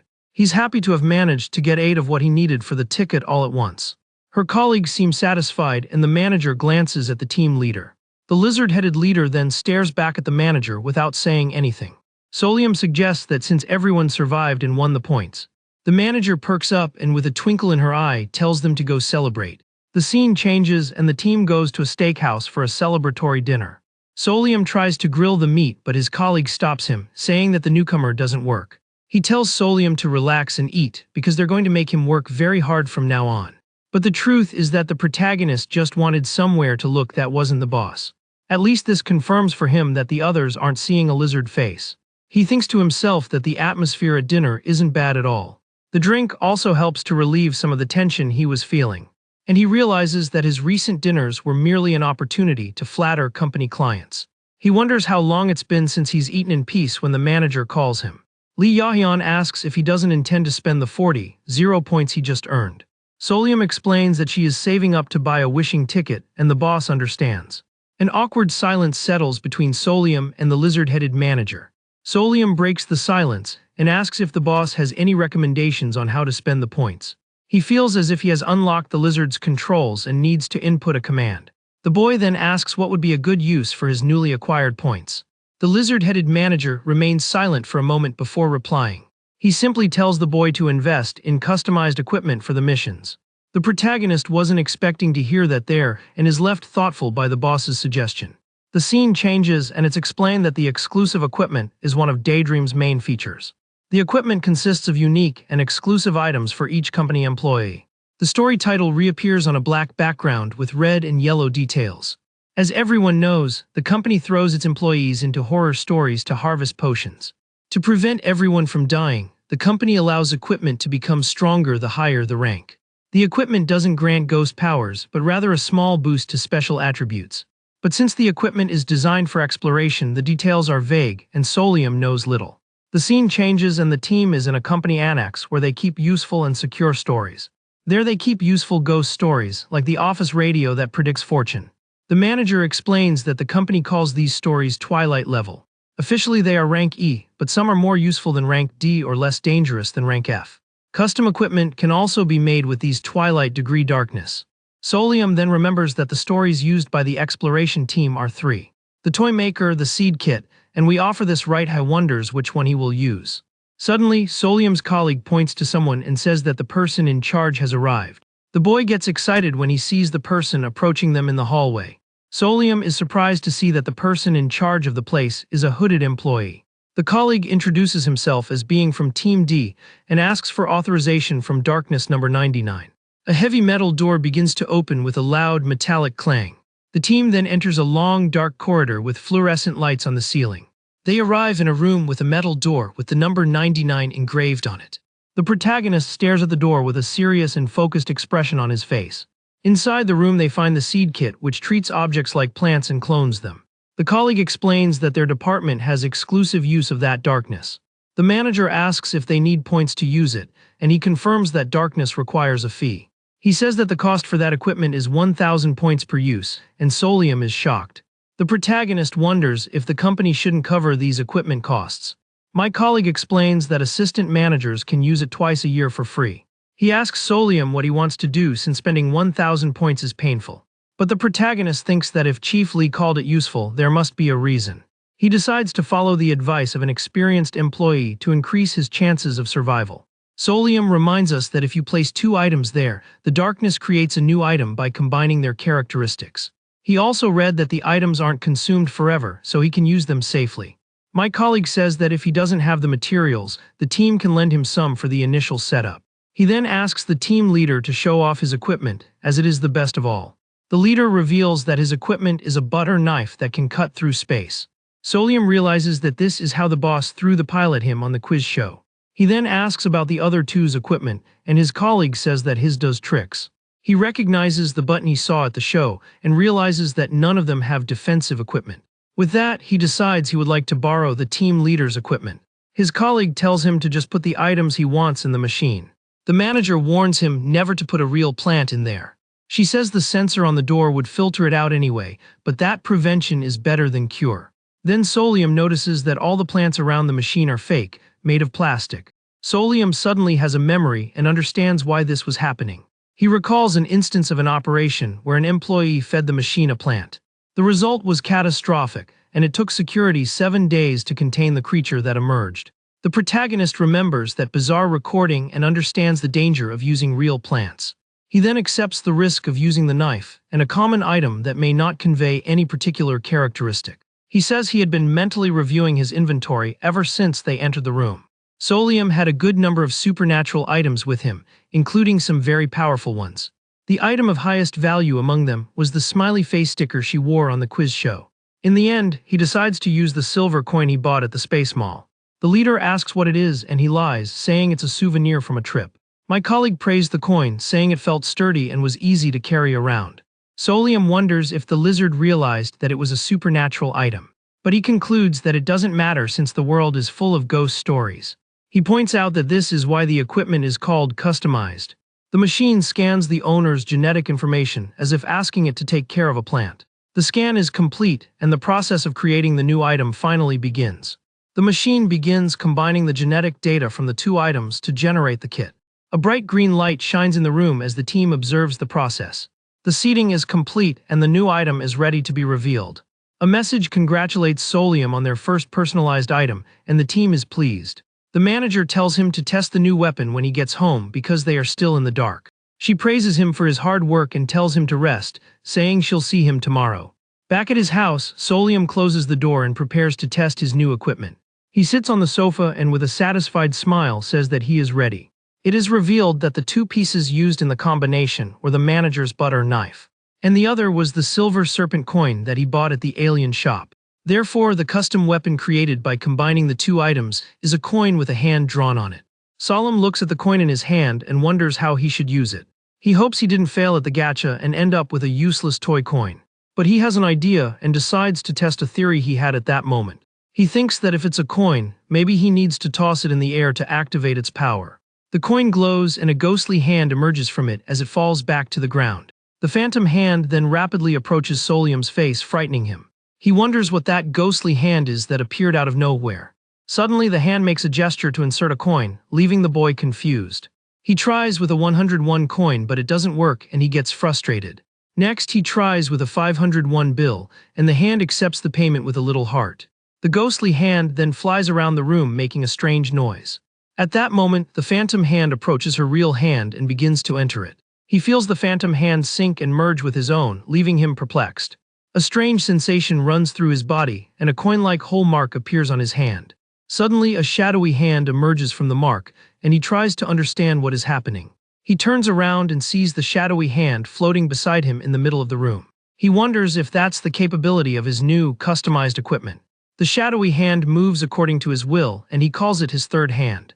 If necessary, he decides to test the capabilities of that new skill. He begins to write in a notebook, and the shadowy hand holds the pen along with him. He realizes that her strength and precision are almost identical to his own and wonders if he can write with her. The third hand can open and close doors and even pry open lids with force, and has a reach of 3 meters. He tests the duration and realizes that the coin's effect lasts about 5 seconds. He realizes that it's different from the manager's butter knife that circumvents spatial limitations.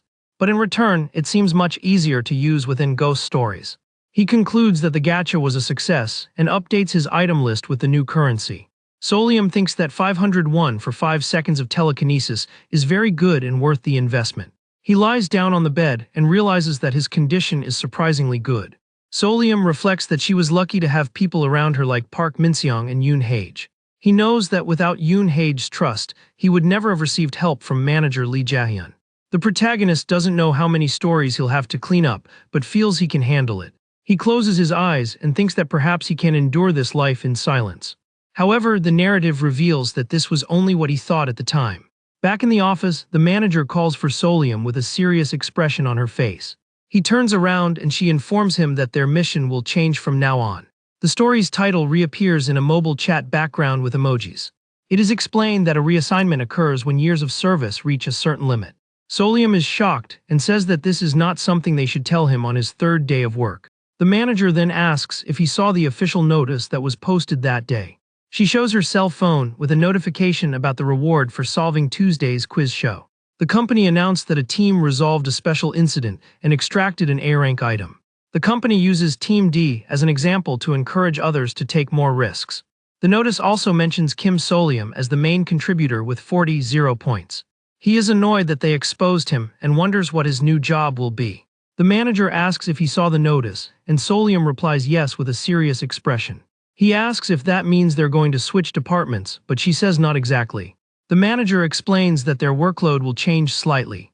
She says that until now they mainly delved into stories with complete manuals. But from now on they will enter a darkness that has no manual. This means they will be thrown into new ghost stories without any information. The manager complains that the better you are at something, the harder they make you work. Suddenly the manager with the lizard head appears and she questions him about the warning. She says sending them on missions without manuals is basically sending them to their deaths. The team is shocked and wonders if there's any loophole that could justify that situation. But the team leader simply says that people die even in stories with complete playbooks. The team is speechless at the response, and he continues his explanation. He says he didn't notice much difference, and that's why employees who use brute force. Solium then interrupts him and asks if there is any benefit to that reassignment. The manager says yes, and that additional points will be awarded for these missions. Solium's colleague asks if it's too much, and the leader replies that it is. He explains that it's worth 3 to 4 times more, and that the multiplier can reach a maximum of 15 times. His teammates give him the look of players, and Solium wonders if he should stop them. But he thinks it's not a gamble, since he still has the records of the wiki exploration. He gets excited thinking that this is basically a triple points event. This cheers up the manager, who tells everyone to go and earn some points. The team then heads to the 17th floor of the building for their new mission. They explain that floors 17 to 20 are used by the development headquarters. And the 17th floor is where the researchers of the New Darkness work. The place is a futuristic laboratory with high-tech equipment everywhere. Solium realizes he's being treated like a celebrity because of the warning. He reaches out his hand and somehow senses that this mission will not be easy. A man in a white lab coat approaches with a smile and stares closely at him. The scientist greets him and introduces himself as the person in charge of the 17th floor. Solium wonders who that guy approaching them is. Suddenly, a man with white hair and glasses appears with a smile on his face. He introduces himself as Quack Jekking, the manager of Research Team 1. Solium is shocked to hear the name Quack Jekking but shakes his hand anyway. The protagonist bows and introduces himself as Kim Solium, and Quack Jekking compliments his good manners. His colleague tells him not to be intimidated because he's just a manager, but Solium knows she's just an assistant. He thinks that what surprised him wasn't the man's managerial position. Meanwhile, Quack Jekking continues with a satisfied smile on his face. A file reveals that he is a researcher mentioned in the records of exploration of darkness, and that he is a rare case described as cheerful and sociable among the employees. Quack Jekking says they will see each other frequently and greets manager Lee Jahyun. He then asks the lizard the reason, to which the lizard simply replies yes. Quack Jekking explains that Research Team 1 is studying how to enter new anomalies, and that after Group D explores and sends the reports back, an exploration manual is created based on this information. Quack Jekking then welcomes the members of Group D to the research team. He asks them to get their collectors and check the records of the civilians and the previous team. Solium's colleague gets annoyed and wonders why he's so full of himself. Solium then turns around and interrupts him, asking for permission to speak. Another researcher asks if he doesn't want to bet on what the New Darkness's ranking will be. He explains that they make small bets to guess and that it's fun. Solium immediately refused the offer, saying no thanks. He wonders about an audit and whether their boss is doing anything to prevent it. Quack Jekking says, laughing, that nobody dies over a small bet and that it's not a big deal. Solium thinks that even so, they are in a workplace and that he crossed the line. Quack Jekking quickly changes the subject and says he was just kidding. He says that this darkness is not a matter of life or death since many civilians escape. Meanwhile, 2 men are discussing the disaster management agency's decision to close the site. Back in the room, the colleague asks Solium to check the records of the New Darkness. He says that because there are many records of civilian escapes, the mission should be at most rank D. Solium opens the report and reads the words "We tube" in clowns, becoming surprised. Quack Jekking says that if they are ready, it's to watch a video. The screen displays a frightening image of a clown in a room. The camera focuses on the creature's bizarre smile and sharp teeth. Suddenly, the video shows the clown screaming in terror and agony. The clown's desperate scene continues with loud, distorted screams. At that moment, a red, demonic hand grabs Solium's shoulder from behind. He is pulled into a portal and thinks that ghost story is definitely true. Quack Jekking merely watches him being dragged into the mission. He smiles and wishes them a good trip while Solium screams in despair. The protagonist begs for the triple points event to be cancelled while being pulled away. He shouts that he doesn't want to go in there while a giant clown stares at him. A system message warns clowns hate you, and a clown's head appears on the wall. Solium is already part of the urban legend and looks around with a tense expression. His eye reflects the new environment while the screen glitches with static. The story takes place in an endless corridor with various portraits of clowns hanging on it. One of the colleagues realizes that it's not real clown makeup, but rather faces of people forced to smile grotesquely to look like clowns. The longer they remain there, the more bizarre the portraits become, and the missing become the new portraits. The other colleague is terrified and says he almost died of fright just from the entry method. The colleague with purple hair thinks the place isn't that dark and that everything is fine. The manager suggests adapting to the dark and asks everyone to close their eyes for 60 seconds. Solium is terrified and thinks it's madness to close her eyes in a corridor full of macabre portraits. He and his colleague decide to close their eyes as well, and Solium thinks they can actually do it. He realizes that his colleagues and the lizard simply don't feel real fear. They're the type who find horror movies boring and only feel an adrenaline rush when they're close to death. Solium still thinks it would be difficult to remain calm if the portraits moved. The lizard leader says some civilians escaped through empty picture frames. The colleague then decides he's going to poke at every portrait he finds along the way.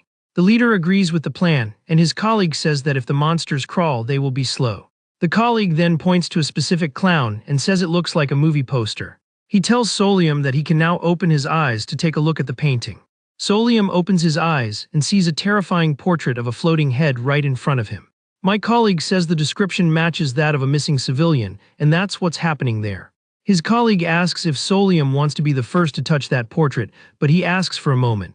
Solium then confidently announces that he has already discovered the escape method. The entire team is completely shocked by his sudden revelation. His colleague says that not even 5 minutes have passed, and Solium thinks it's his only chance. He decides it's time to start a high-speed escape from that place. Solium holds his personalized coin, which begins to glow intensely in his hand. He then tosses the coin into the air to activate the power of his device. A ghostly hand with a white glove emerges from the coin and says hi to the team. His colleague asks if that equipment is just for him, and the young man confirms. He then grabs a handful of 501 coins to use on his skill. Solium begins feeding the phantom hand with coins as if they were donations. The hand claps its hands and several hearts appear, indicating that it is ready for action. He explains that the hand is his equipment and that it can be controlled remotely with coins. The colleague asks if the hand is necessary for the escape method, and Solium confirms. He explains that there is only one correct portrait among all those on the wall. The colleague asks if those who jumped out were the wrong ones, and Solium says yes. Solium instructs the team to run with him and search for the portrait he describes. The colleague becomes concerned and asks if the lizard-headed manager agrees with the plan. The leader agrees, and his colleague celebrates the lizard's generosity in listening to a newcomer. The colleague stretches and says it's been a while since he exercised, and Solium apologizes. But Solium thinks to himself that they don't actually need to run. He knows that escaping is easy, and a brave person could just keep touching the paintings, but he can't. Suddenly Solium appears dead on the floor, and his colleague asks why he is lying there. But he opens his eyes and realizes that his only choice is a high-speed escape.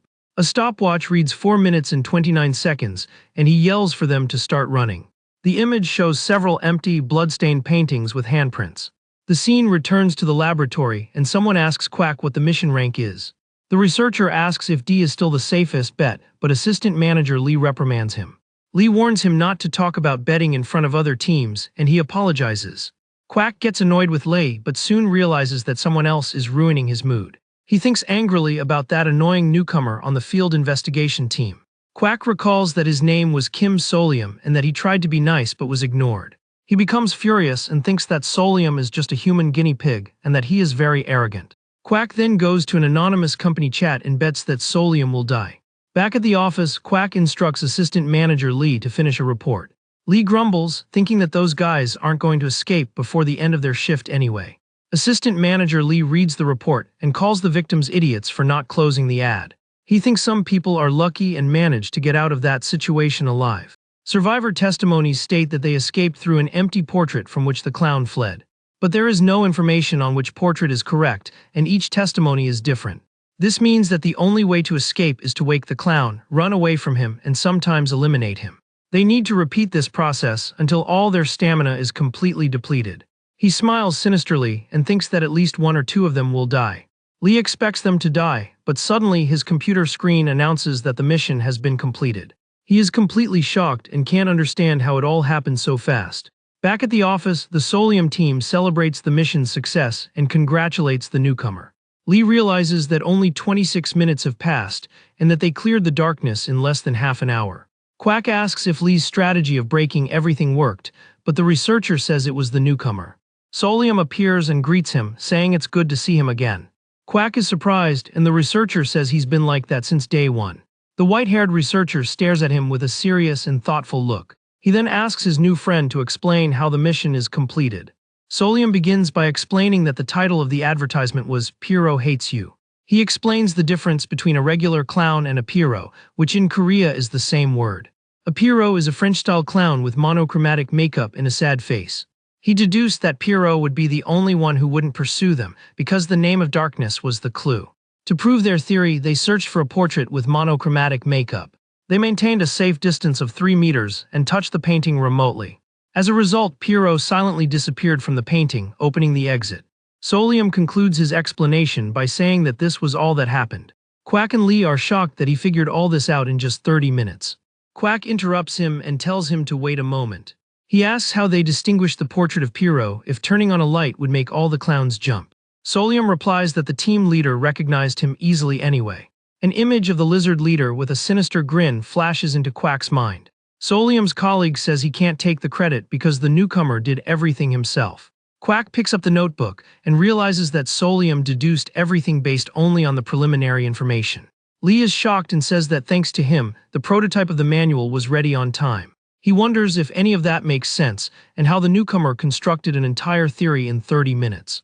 He wonders if Solium is really human or some kind of monster in disguise. A colleague tells the team leader that if he brought anything from the darkness, he must hand it over. The leader then reveals an object covered by a white cloth in his hand. Solium explains that Pierrot tried to escape and the team leader simply grabbed him.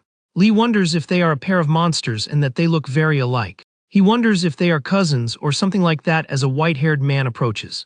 The man asks about the new recruit, Kim Solium, and if he has a business card.